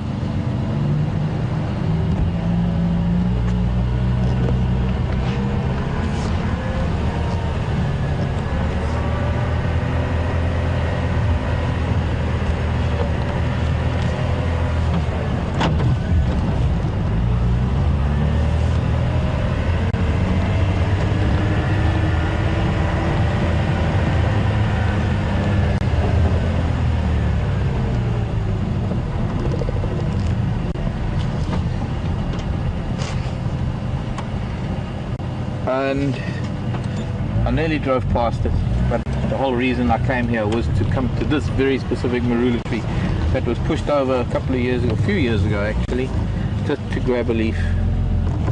Like this one looks like it's going to fall off soon. And there are not many marula trees that I can reach a good leaf because they're such tall trees. I was lucky enough to get the false marula. Now, offhand, it's fairly easy to see that they are quite different. Oh, this one's lost. It's not a very good example. I'm going to find one. Let's try that again. Fetching marula leaf, take 2. Let's find one that's got all of its leaflets. And that might be one there. I want one of those nice big ones. They're too high. I'm too lazy. Will do. Will do. Marula leaves can be as big as that, but this one's as big as this. They are paler and they can get a little bit darker, but the most important thing about them, even though the size looks very different, there are some marula these are leaflets, remember. There are some that are nearly as big as that, but the most important thing is this little stem over here, which is known as a petiolule. It doesn't exist in the false marula, but it does exist in the marula. Now when you see the tree from a distance, or when it's close up, it's very easy to see there's considerable difference between the two.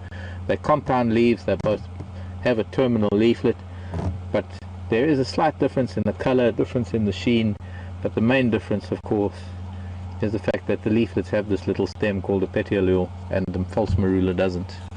So it's not that great of a mystery, and I'm sorry to have been, if it's a bit of an anticlimax, but finally managed to finish that little chapter for this afternoon's drive. Thanks for your patience on that. Not the only marula tree being pushed over, there are others, but I was getting a little sidetracked by other things that we saw.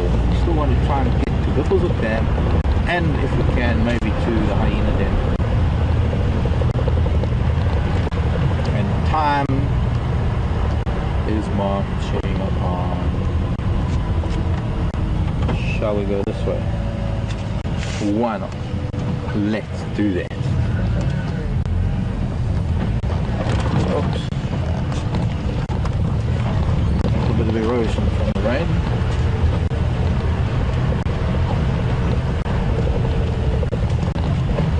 I think he would probably be walking now, Mr. Mbula. Mr. Rain. Mbula means rain. He's the dominant male leopard of this area. And he's the father of Quarantine and Kanuma.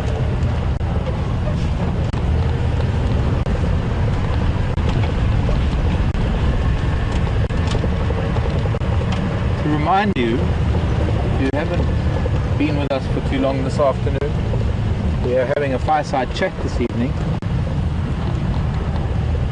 We're going to be in camp for the fireside chat rather than out on quarantine.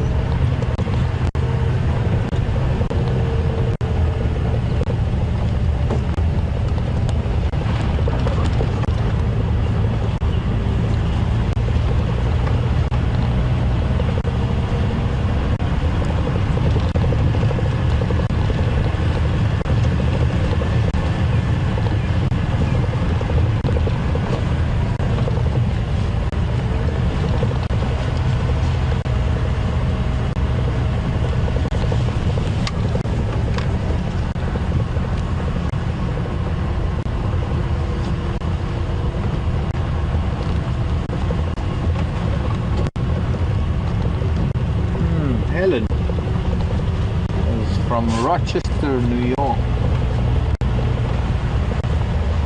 We see a lot of birds eating insects, not very many birds eating worms. Do we get a lot of worms in the area? Well, I think I wouldn't say really fairy tale concept, but the concept of the bird and the worm is probably far too pervasive in that it's kind of like birds only eat worms. There certainly are earthworms here, but very seldom do they come out onto the surface, and there are very few species of birds that are equipped to be able to probe the ground and actually dig out earthworms. And while there might be a number of different species of earthworms, they are pretty much the only worms as such that we have. However, a lot of the larvae of insects are referred to as worms. I mean, there's the inchworm, but it's actually a caterpillar. And so, much like all insects are called bugs, sometimes all things that crawl like a worm are called worms. So technically, are we referring to the real thing that is a worm, like an earthworm or a nematode or something like that? Or are we referring to anything like the larva of a beetle or the larva of a butterfly or the larva of a moth, anything that crawls that looks like a worm, Perhaps one of the reasons why we don't see too many birds eating caterpillars or worms at the moment is because there aren't that many out right now. Caterpillars, if those are the kind of worms you're referring to, are mostly in their final instar stages right now, which means that they're almost reaching, if they haven't already reached the stage where they're going to go into the pupa and pupate to become the adult. And it's only really early in the season when there are a lot of caterpillars about, because when caterpillars hatch, when the eggs hatch into caterpillars, they need fresh new leaves to feed on, because they're sometimes so tiny, they're so small, they can't really feed on the hard mature leaves of a lot of their host plant, and they need to be growing with the plant as the plant grows in the wet season. So they hatch early, and they but as for worms, there are the hardidars and there are the hoopoes, the African hoopoes. There are two of the main species of birds that will probe the ground to find earthworms.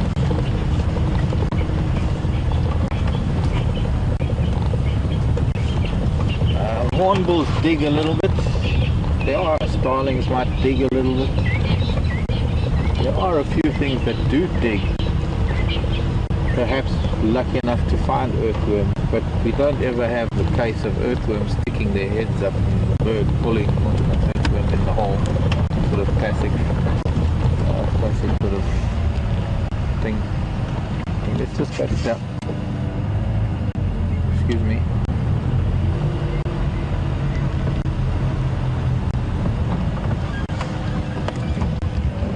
About coral, and coral's a little bit too far east for us to be concerned about what's going on there, unless they start coming west, whatever it is.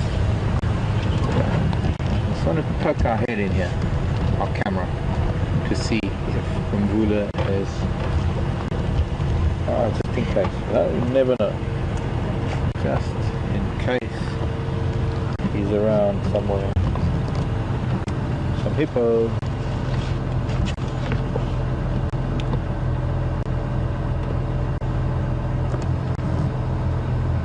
I think he's somewhere on Buffalo's or Cutline. I think he's left them already.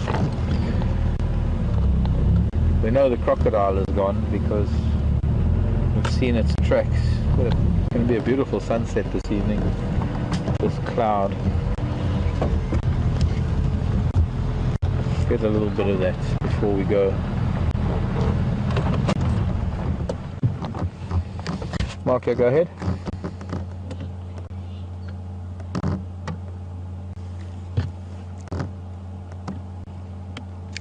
Station calling, Mark. No luck.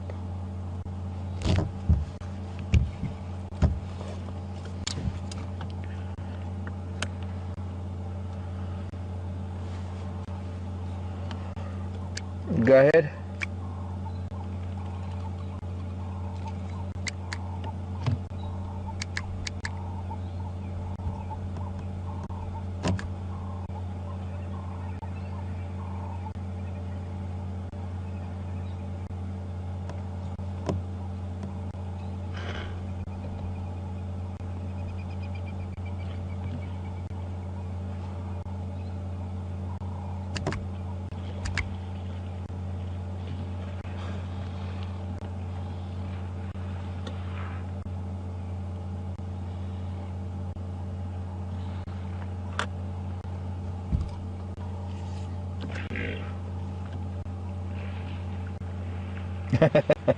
There's a little baby chased the heron off of its mama's back. Tiny little hippo. We'll see its head pop up again perhaps.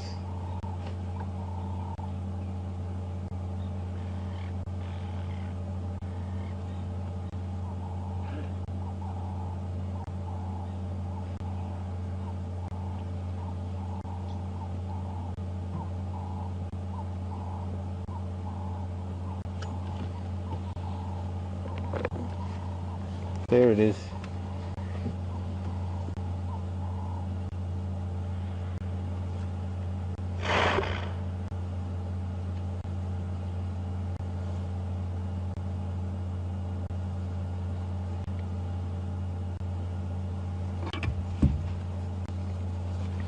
Ephraim, come in. Ephraim, come in. Wrong radio. Ephraim, come in.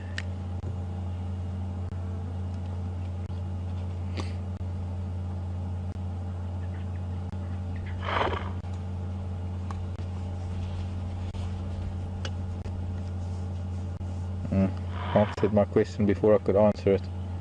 One of the dam walls up north of us on Buffelshoek, or could be east on Leadwood, Torchwood.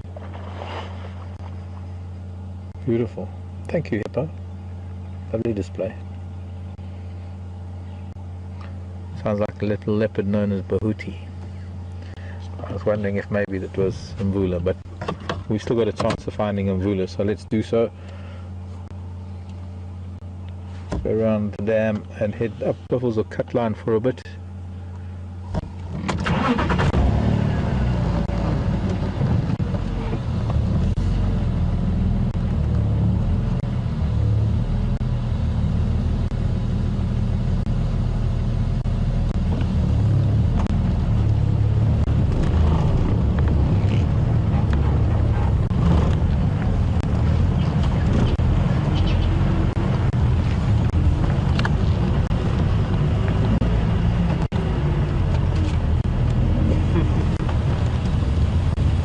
Hello, welcome to WildEarth.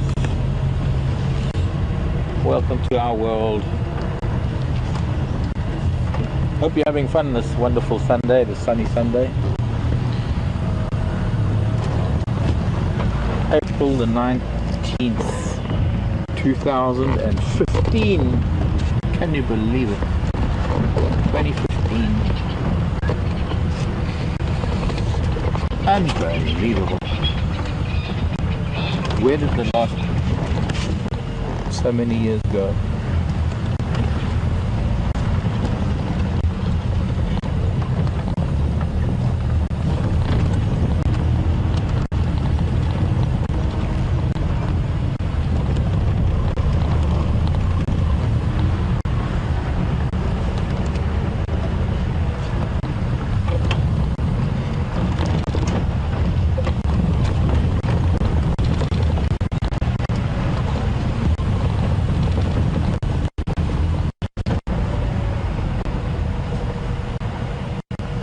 Flower, come on, we've got to do at least one flower for the ladies.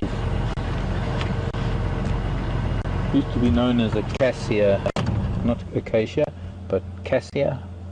Used to be cassia, now it's senna. Most of the family are senna unless they have a round pod. The flat pods have all become sennas. Beautiful flowers of the cassias and the sennas.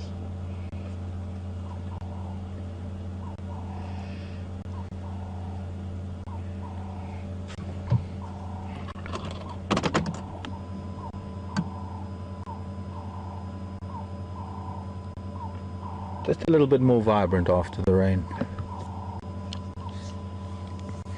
Not so droopy and pale. They've spruced up a little bit.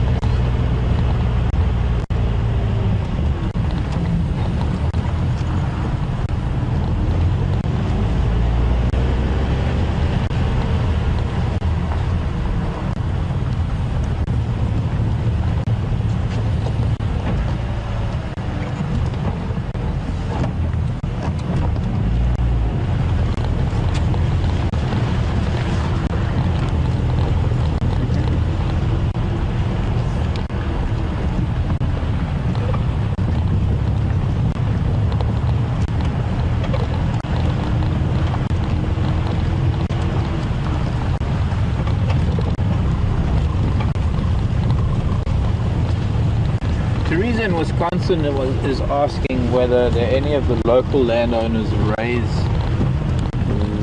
wildlife.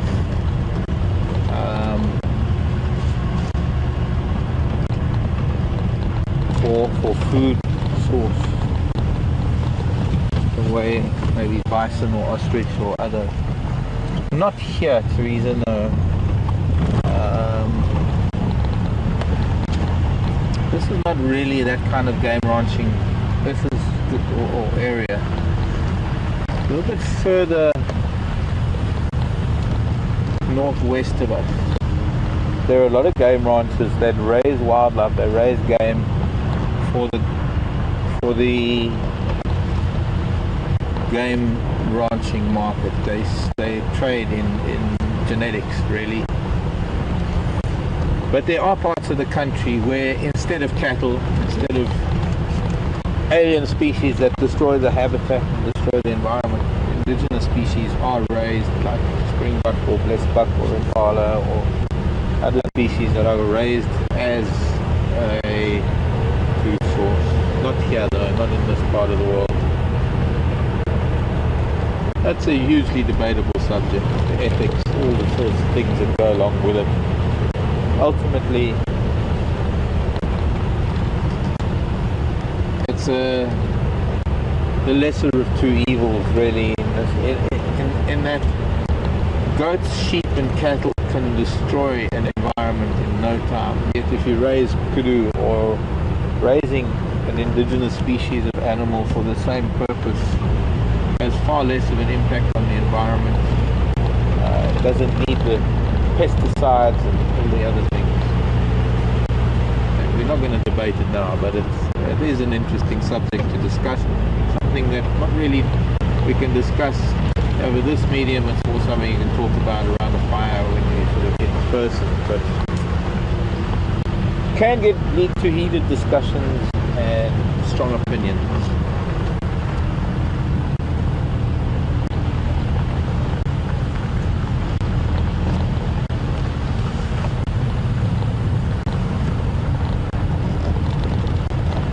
Brent, come in. Yeah, sorry, you were looking for me?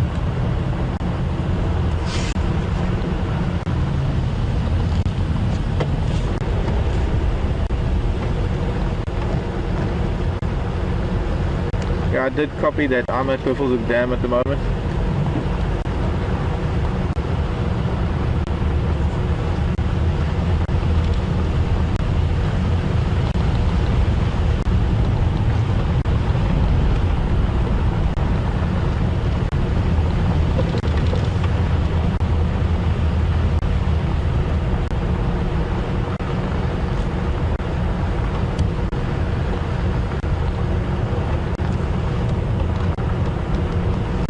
Mandy's saying she just thought she heard a woodlands kingfisher.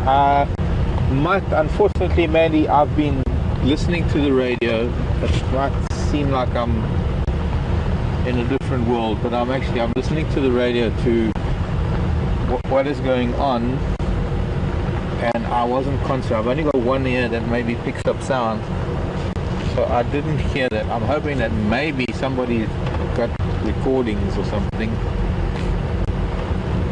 Most of, if not all of the woodlands kingfishers have migrated by now. It's very unusual to still have a woodlands at this time of the year, but it's not impossible.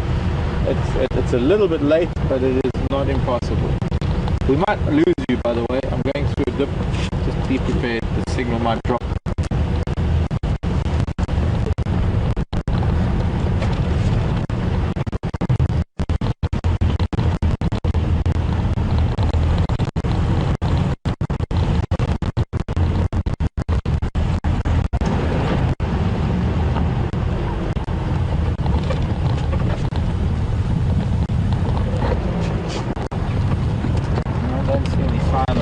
Unfortunately, I do see some sign of a nice big cumulus cloud building up in the south.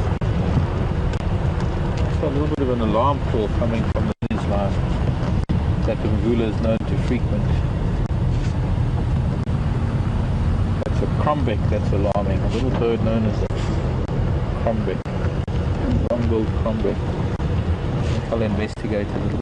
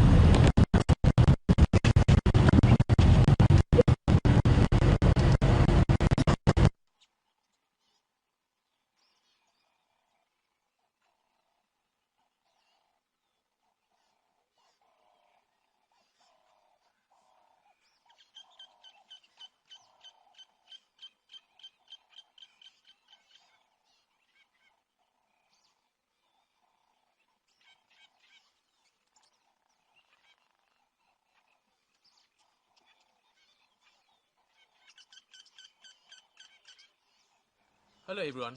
Being out in the bush and being out there live has its technical challenges. We're experiencing some of that now and are working on it as fast as possible to get it sorted and get you back on the vehicle with us.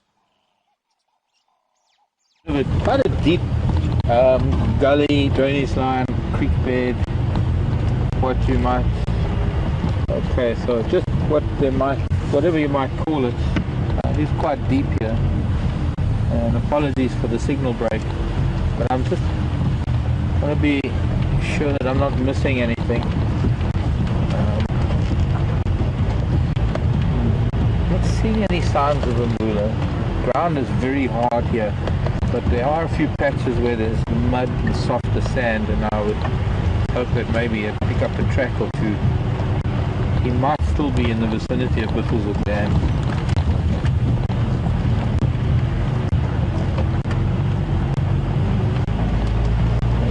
Back that way on this fire break.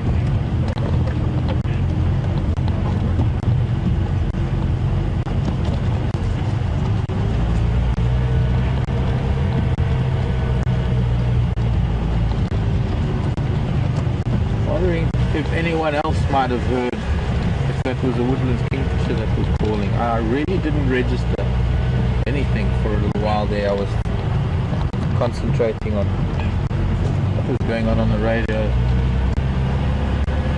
being called on the radio and trying to respond.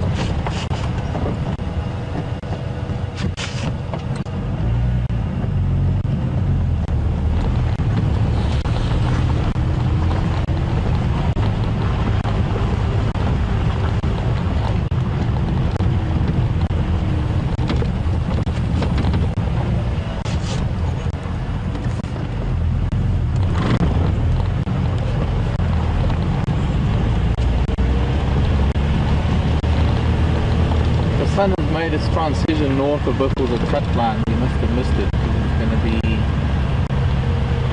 September before it comes back again. August, September. But Buffalo's a cut line, as you can see, is pretty much an east-west, almost perfectly east-west road, and probably round about the solstice that we get the sun straight up Buffalo's a cut line when it's setting.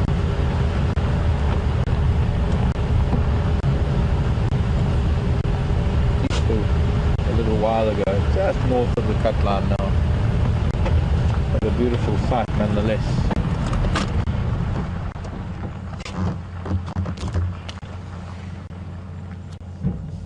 I think we need to use the gravity drive so we can listen carefully while we're rolling down the hill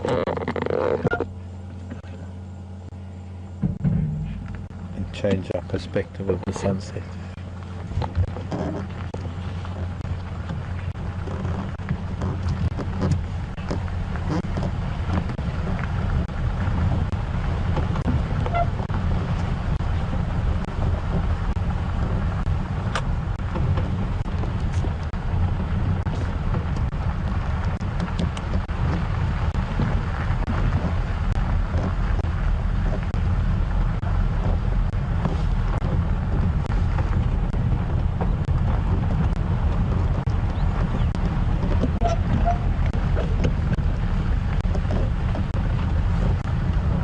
Making you work.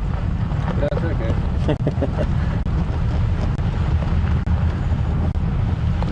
So once again we're coming through the same dip. Might lose you again. And for that little bit, just that little bit on Ngari cut line as we come up from this dip. Don't go anywhere. Not your computers or TV screens or anything. It is merely an anomaly in our broadcast signal going through a deep dip like this.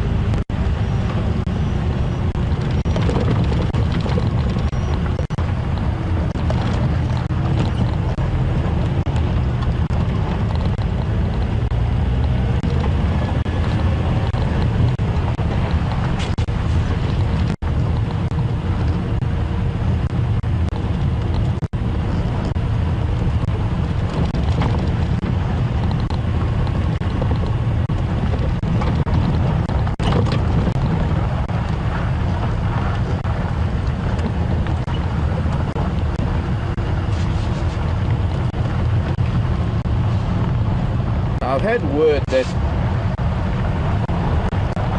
the pride of lion, the 13 lion and the pride, are on Arethusa, and they're right in amongst some of the chalets of Arethusa. We're unfortunately a little bit far from it there now.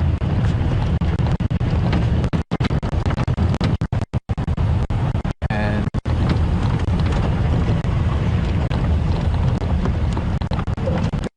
soon, and they're gonna, I don't know, a good chance of them getting down towards the water when it gets dark. So do take note that Arethusa waterhole camera might have lion on it later sometime tonight, because they are close to Arethusa Dam. The words come in pretty late this afternoon.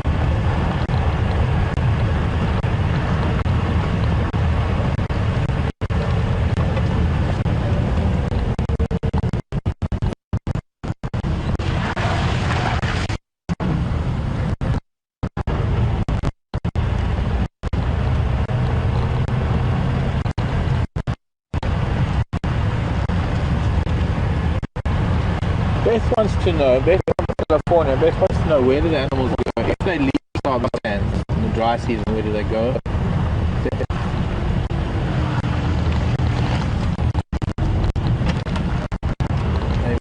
Maybe a little bit of a bad signal area here. Talk to you in a minute, Beth.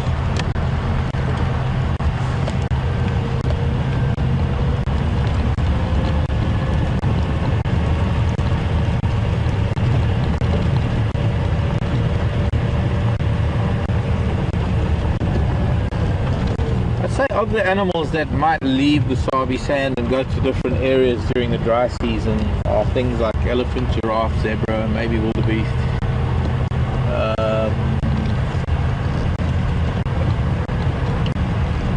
Probably those are mostly the only ones that are likely to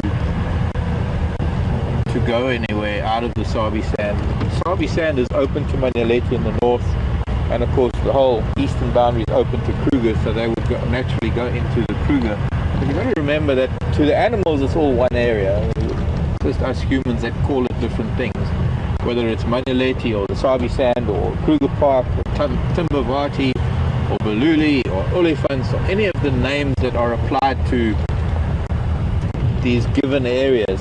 Ultimately it's all one big area, it's the Greater Kruger National Park, so technically they don't really go, as far as the animals are concerned, they don't really go anywhere, they just elsewhere.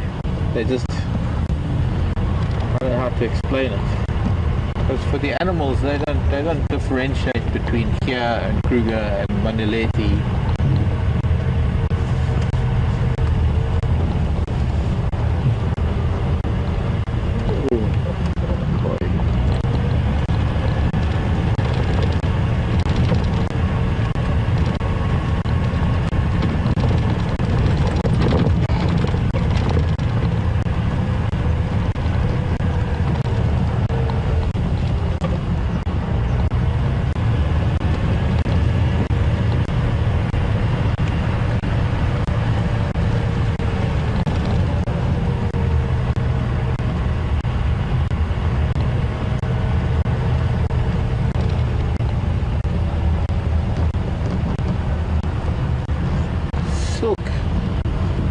Silk Robin is asking if we see many bats around this time of the evening, and if so, what type of bats are they? Fly, please, I'm going to call my bats on you. I wish I could have a bat right now looking around me. A bat or a dragonfly or a robber fly or something. Particularly pestered by one this afternoon that is teasing me to no end. Let it be, eater. Or two or three. Got a little bit of a silhouette, unfortunately. Oxpeckers to the left.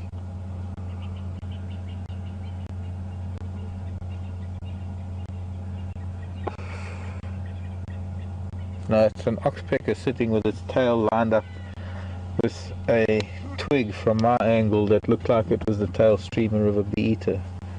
It's just oxpeckers. We should start seeing some of the bats coming out now, and they're mostly insectivorous bats. I have heard the occasional fruit bat that probably comes up the Mawati River and hangs around looking for things around either jackalberry or maybe other fruiting trees around the lodge, and then heads back down to maybe the more permanent rivers. So the majority of the bats that we have flying around are insectivorous bats. They are either free-tailed bats, sheath-tailed bats, myotis bats, pipistrelles, maybe horseshoe bats, maybe if we like, I think even the odd bulldog bat.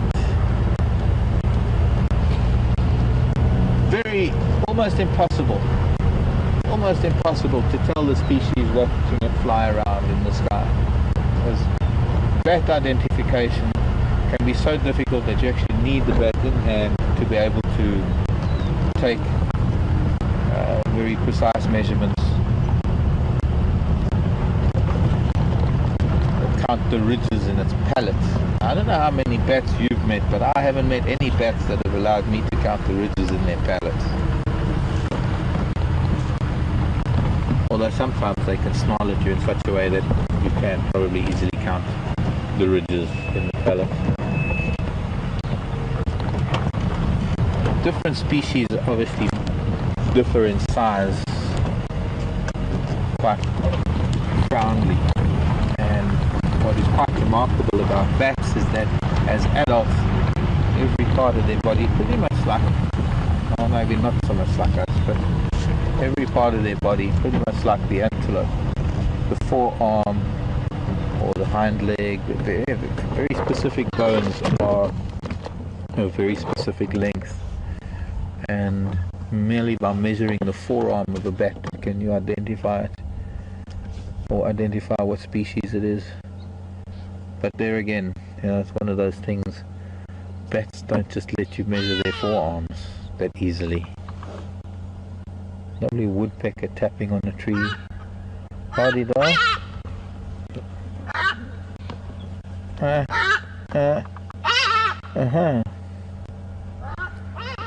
Oh yes.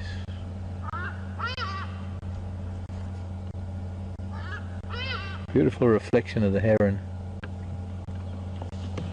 And a lovely glow from the sunset. I think it's time we head to the hyena den and see if the adults are going to let those children chew on those bones. I think they are, and I think it'll be very nice to see. On Golden Pond, the hippo in the golden water. Look at that, it's very pretty, very, very pretty.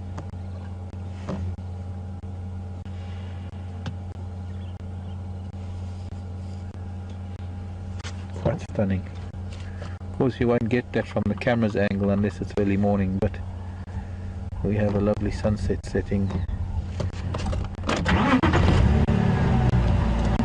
Onward ho! To the hyena den we go.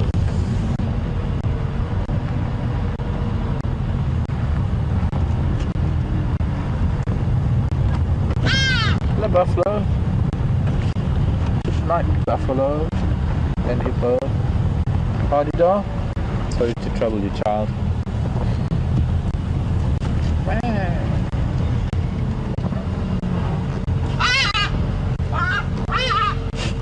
Well, that's interesting. There were elephants here today because there's baby elephant tracks in the mud here.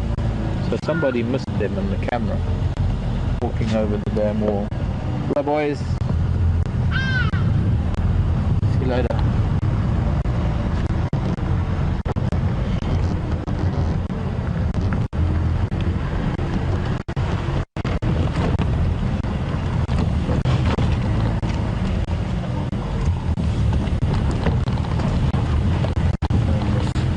Rain certainly caused quite a bit of erosion here in the spillway of the dam.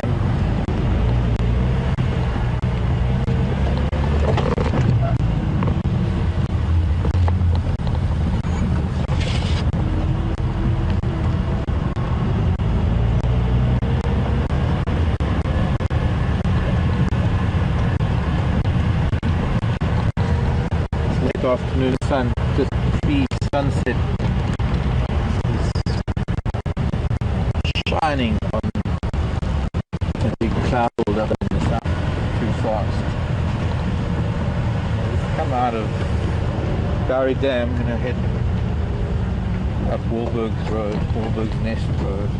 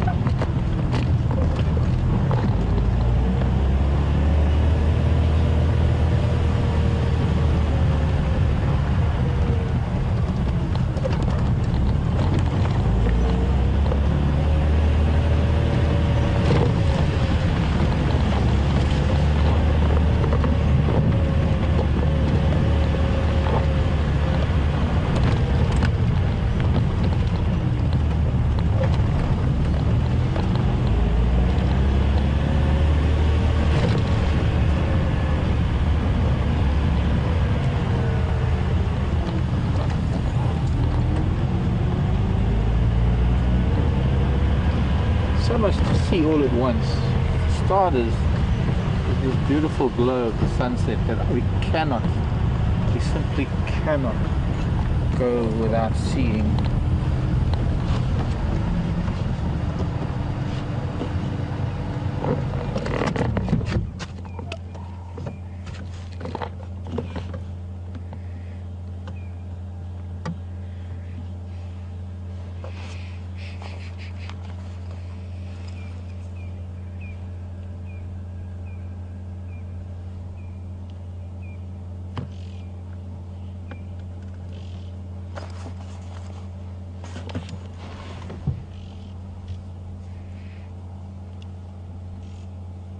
Welcome to Africa, everyone. African sunset.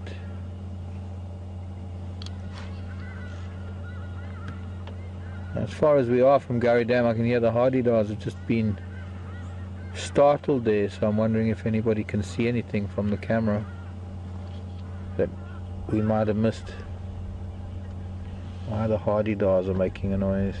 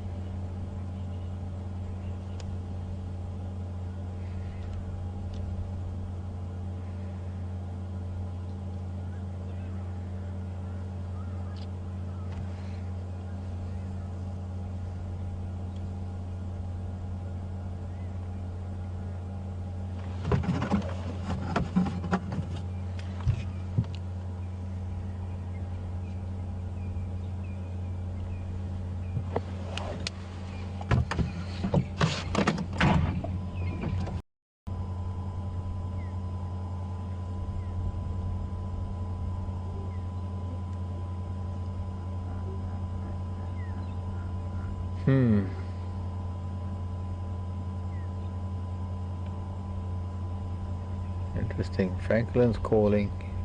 Hippo's just called as well. The hardy-dars were shouting. Wondering if there's not a cat at the dam. I'm gonna let any of the zoomies tell me that, so we're gonna try and do two things at once here. I want to go and see what's happening at the hyena den,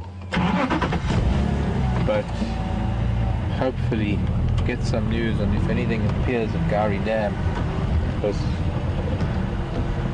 something might. We can't be at the hyena den too late because of the little ones. We can't use lights with those little ones, so we want to get there. By the way, I haven't seen any mushrooms yet, but there's a good chance that maybe tomorrow there might be some mushrooms coming out of old piles of elephant dung or buffalo dung, or some of the middens that exist.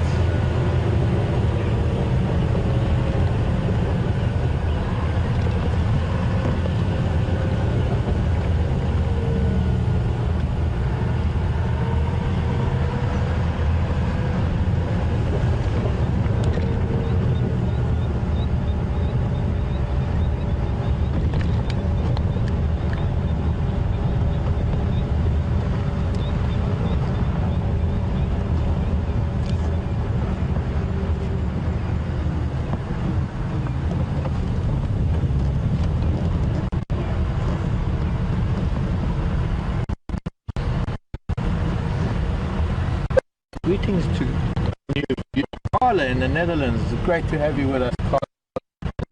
Great that your first drive with us this afternoon. Getting a question from Carla, wants to know if crocodiles ever attack hippos in the dams, especially when the dams are getting smaller. I think it's more the other way around.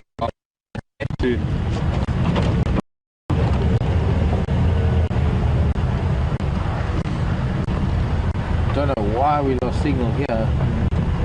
Earlier today, everything is fine. So sorry that once again, sorry about the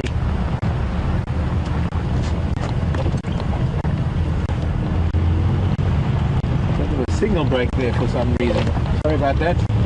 We do expect these things to happen from time to time. We are a TV studio in an open vehicle driving through the bush in rather damp conditions. And Carla was asking whether hippos are ever attacked by crocodiles when the water holes in the dam start getting smaller, drying up. I think it's more the other way around. The hippos are more particular about their space than the crocodiles, and it's more often than not as hippos that chase crocodiles. But to answer your question, no, I don't know of excuse me, I don't know of crocodiles attacking hippos other than crocodiles feeding on dead hippos.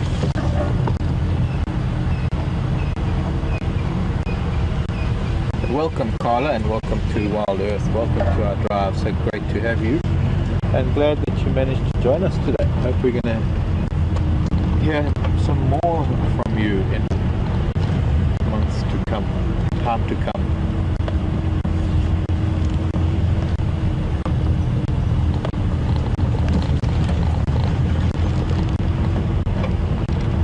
Now we're approaching the den, and we'll do this rather slowly. Perhaps from we'll start here, see where we get to. Hyena there. Mark brought that carcass out from under the tree.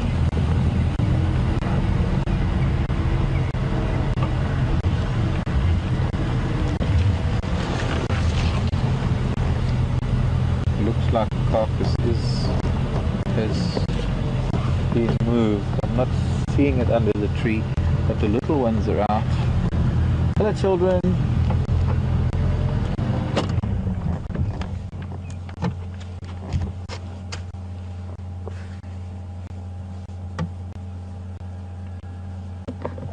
I think it might be, no, I don't know.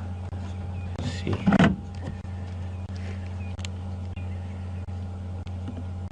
Yep, carcass is there with that female, the big one. Let's go around the other side. The cubs are all around that carcass. This is exactly what I was hoping we were going to see. Hyena bringing the remains of a kill, or most of a kill, back to the den for practice for the youngsters. She's actually a little bit of interaction there. I think we'll stop right here. Hello little child. So nice to see them losing their black, starting to get the spots. Now, as far as we know, since we've been visiting the den quite a lot, and I think we might get to see that some of these bones are going to stick around here for a while. We're probably going to see these little ones playing on this for some time to come. This is an incredible learning curve for them. Really, children, you have to take it behind the tree at this position. Your mother left it there in the open so nicely. Yeah, bring it back. There you go, good little one. Get your sibling to help you. Come pull it back. That's right. Bring it back into there.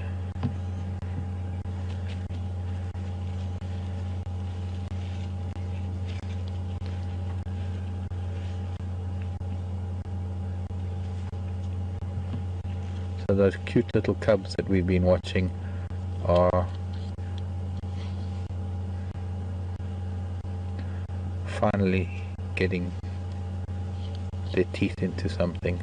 Judging by this one that we're looking at, the one on the right, in the foreground on the right, now on the very far right, it's not the first time it's been tugging at things, because I can see it's already using its paw, and I think that's something that's not necessarily instinctive. It wants to drag it right into the den. The single older cub is actually trying to pull it away, so there is a bit of a tug-of-war. The tug-of-war helps many different things. First of all, it's helping to strengthen those neck muscles, strengthen the jaw muscles, but it is also possible that it will help tear pieces off. They're probably not strong enough to bite through things, and at this stage of the game, probably all about you pull one end and I'll pull the other, and maybe pieces will come off.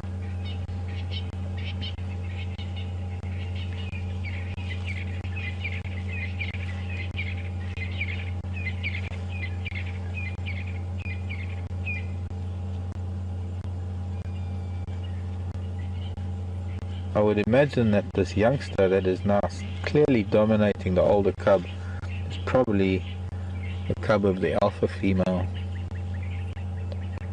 since it's able to dominate the older cub. Adult walking behind us. Oh, it's coming this way now. Coming to greet its child. She's a bloated. She just walks all over the child. Doesn't even stop. Bowls it over. Because she's so bloated. She's mostly fed on this carcass, I would imagine. Hello, madam.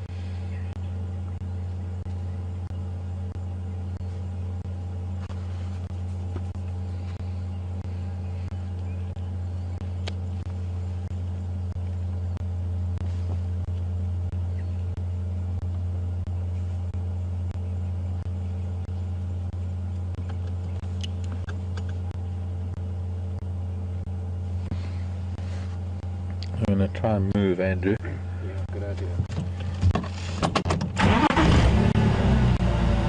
Or maybe not. She's now bringing it back out. She doesn't want it in the den. Clearly. She wants it out of the den.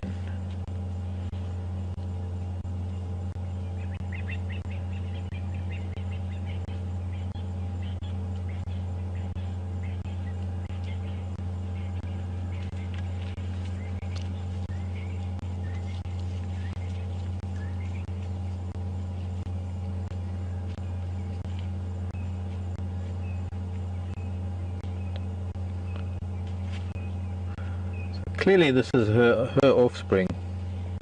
I can't tell alphas here because she's keeping the other adult female away. And I'm guessing that this is the mom of the two smaller ones, because now that this female is on the carcass, the two smaller ones that were showing dominance are being a little bit more submissive now. We're also getting, look at the sky. I mean, this is just absolutely, it's surreal almost how bright it is. Bright pinks and oranges. And, well, if I wasn't here, I'd be able to find a nice sunset spot. But this is rather unique behavior, and it's, I think, more pertinent to be here than, and we're going to try for a sunset tomorrow.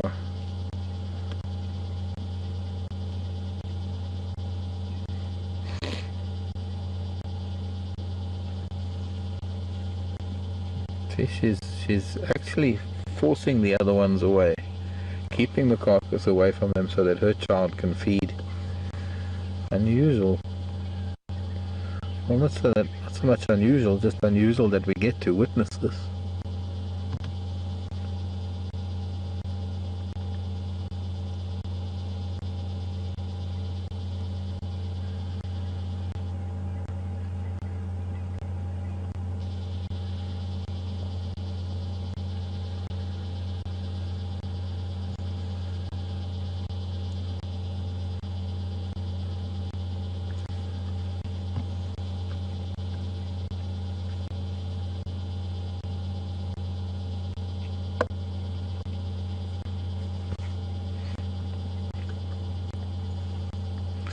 No way I can really move to get a better view of this little one that's feeding.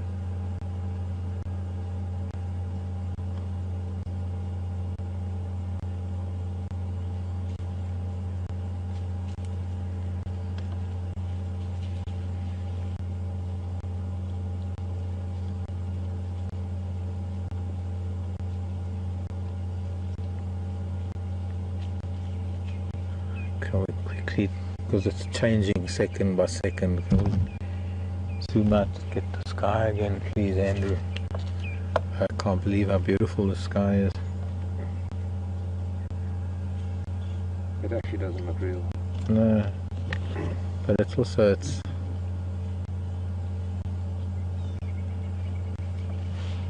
almost 180 degrees from the north to the south. Really beautiful color.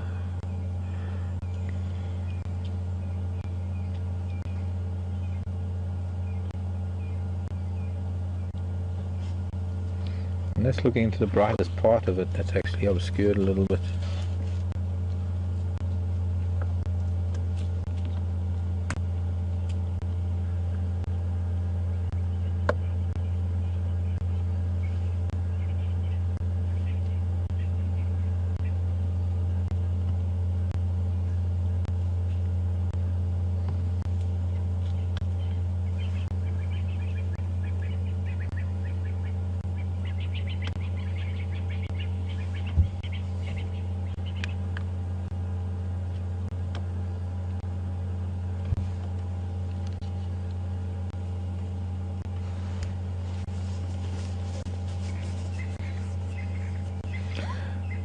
Lynn is asking if she's pregnant or just very full. I don't think she can be pregnant, Lynn. I think she's just very, very full.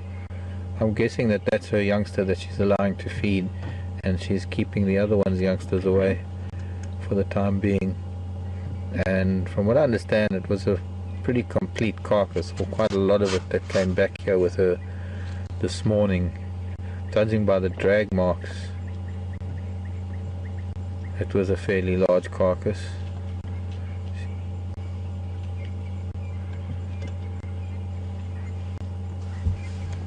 Trying to please its auntie,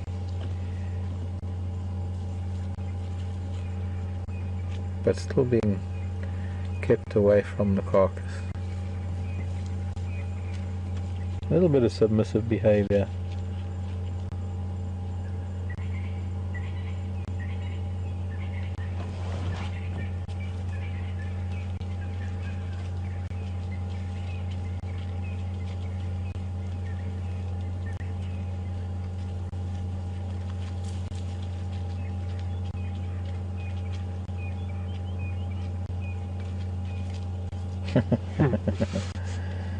Yeah, I don't think it knows that its mum's belly is so full it actually bumped into it.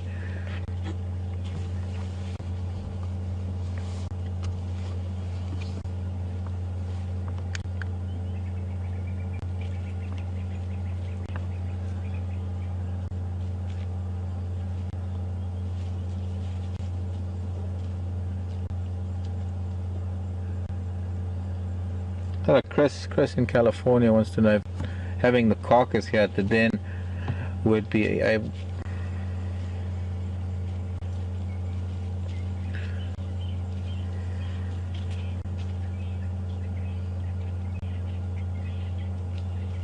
Sorry, Chris. Yes, it could very well be that the carcass being here could attract others. I think is one of the reasons why this female is being as vigilant as she is. Apart from trying to keep the other little nosy ones out of the way. Although now one of the very young ones seems to be feeding.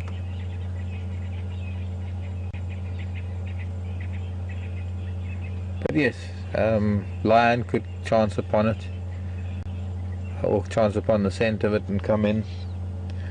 But one of the reasons why she's so vigilant is she's going to hear something there. She's just heard something now.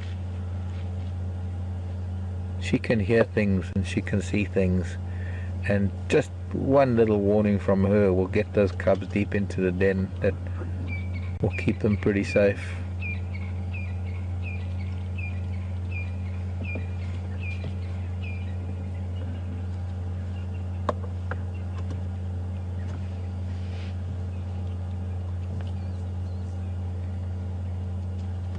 A leopard wouldn't chance coming in here. Only thing really would be maybe either hyena or lion.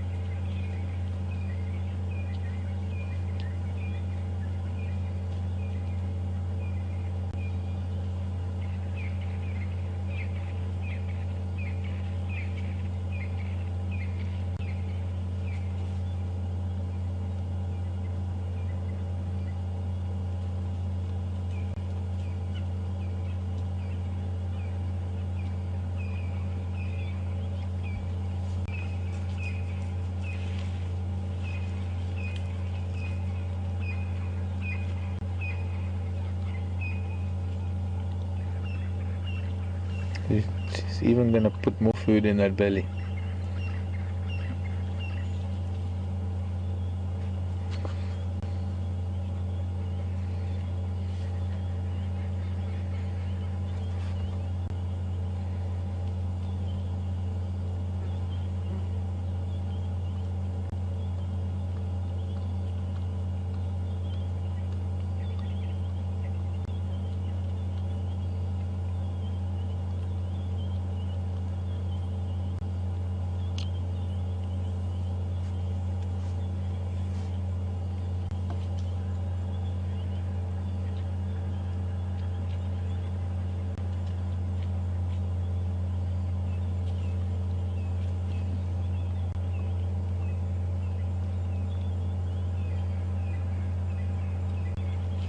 I think it bit her ankles. Being cheeky.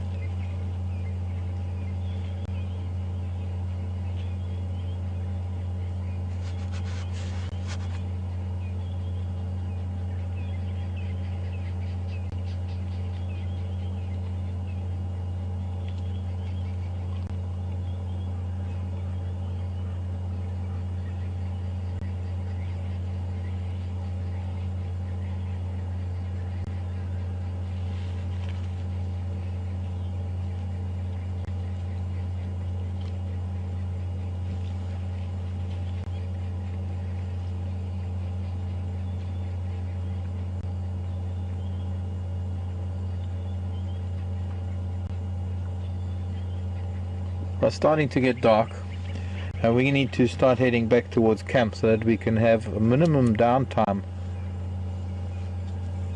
and also maybe just see what else we can find as we head back. But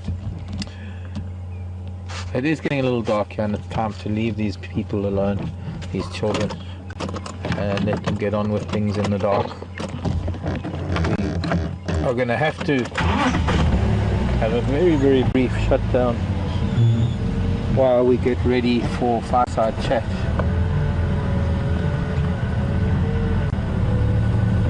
I don't want to, if I stay here too long, then it's going to be a little bit too long in trying to drive back and then set up, because, well, we need this vehicle there to be able to broadcast fireside chat. Goodbye, children. Bye. Thank you for a lovely show. Wonderful interaction of the learning process, the raising of hyena pups.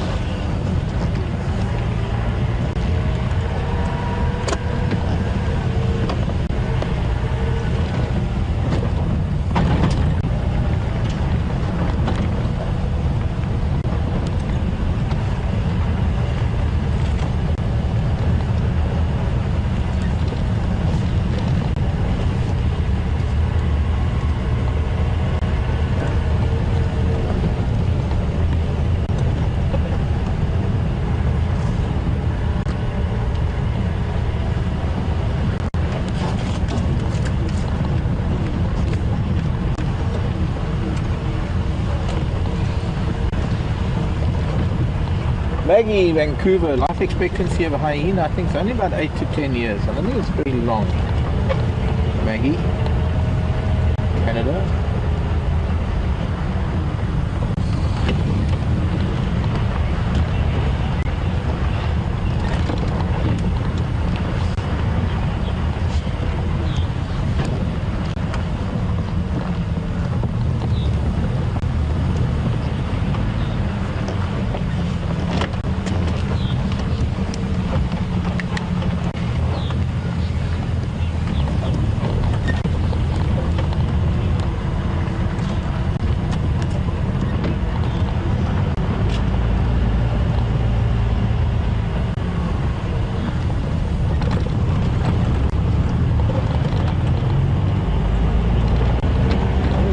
Dark at 6 o'clock. Well, we are going into our shortest days and longest nights. I expect it's going to be a little bit darker in the days to come. We're in new moon as well, no surprise there while we're getting rain.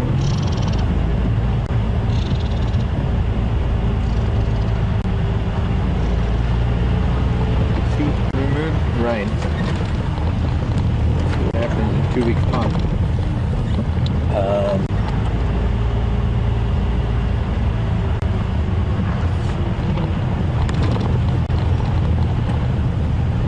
Snake's gone to bed. The boomslang that we saw, we need to look at that in the morning and afternoons again. We come past on a warm day, although on a very warm day it's probably out in the tree hunting chameleons, maybe birds, lizards, geckos.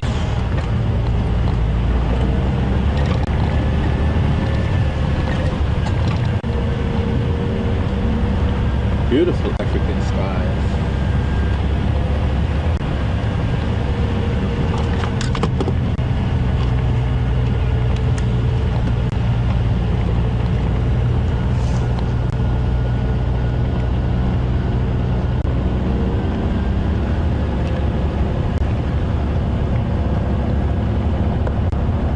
I want to thank all of you. If you're not going to be joining us for Fireside Chat, I want to thank all of you for joining us for our drive this afternoon. It's been a wonderful Sunday for me and Andrew. Thank you, Andrew. Thank you to Tara in Final Control. My name is Mark. This has been our Sunday afternoon live drive. We're not really going anywhere. If you want to continue watching, we will be switching over to our Fireside Chat in a few minutes. We're getting closer to camp, and just after I say goodbye, I'm going to go off air for just a few minutes until we get this vehicle wired up to the camera and everything else that's set up already. It shouldn't take very long. But for the drive, thank you for the questions, thanks for all the input, and I hope you've enjoyed it. And so from all of us here, do join us again tomorrow for our drive, and we'll see you shortly for our Fireside Chat in a few minutes.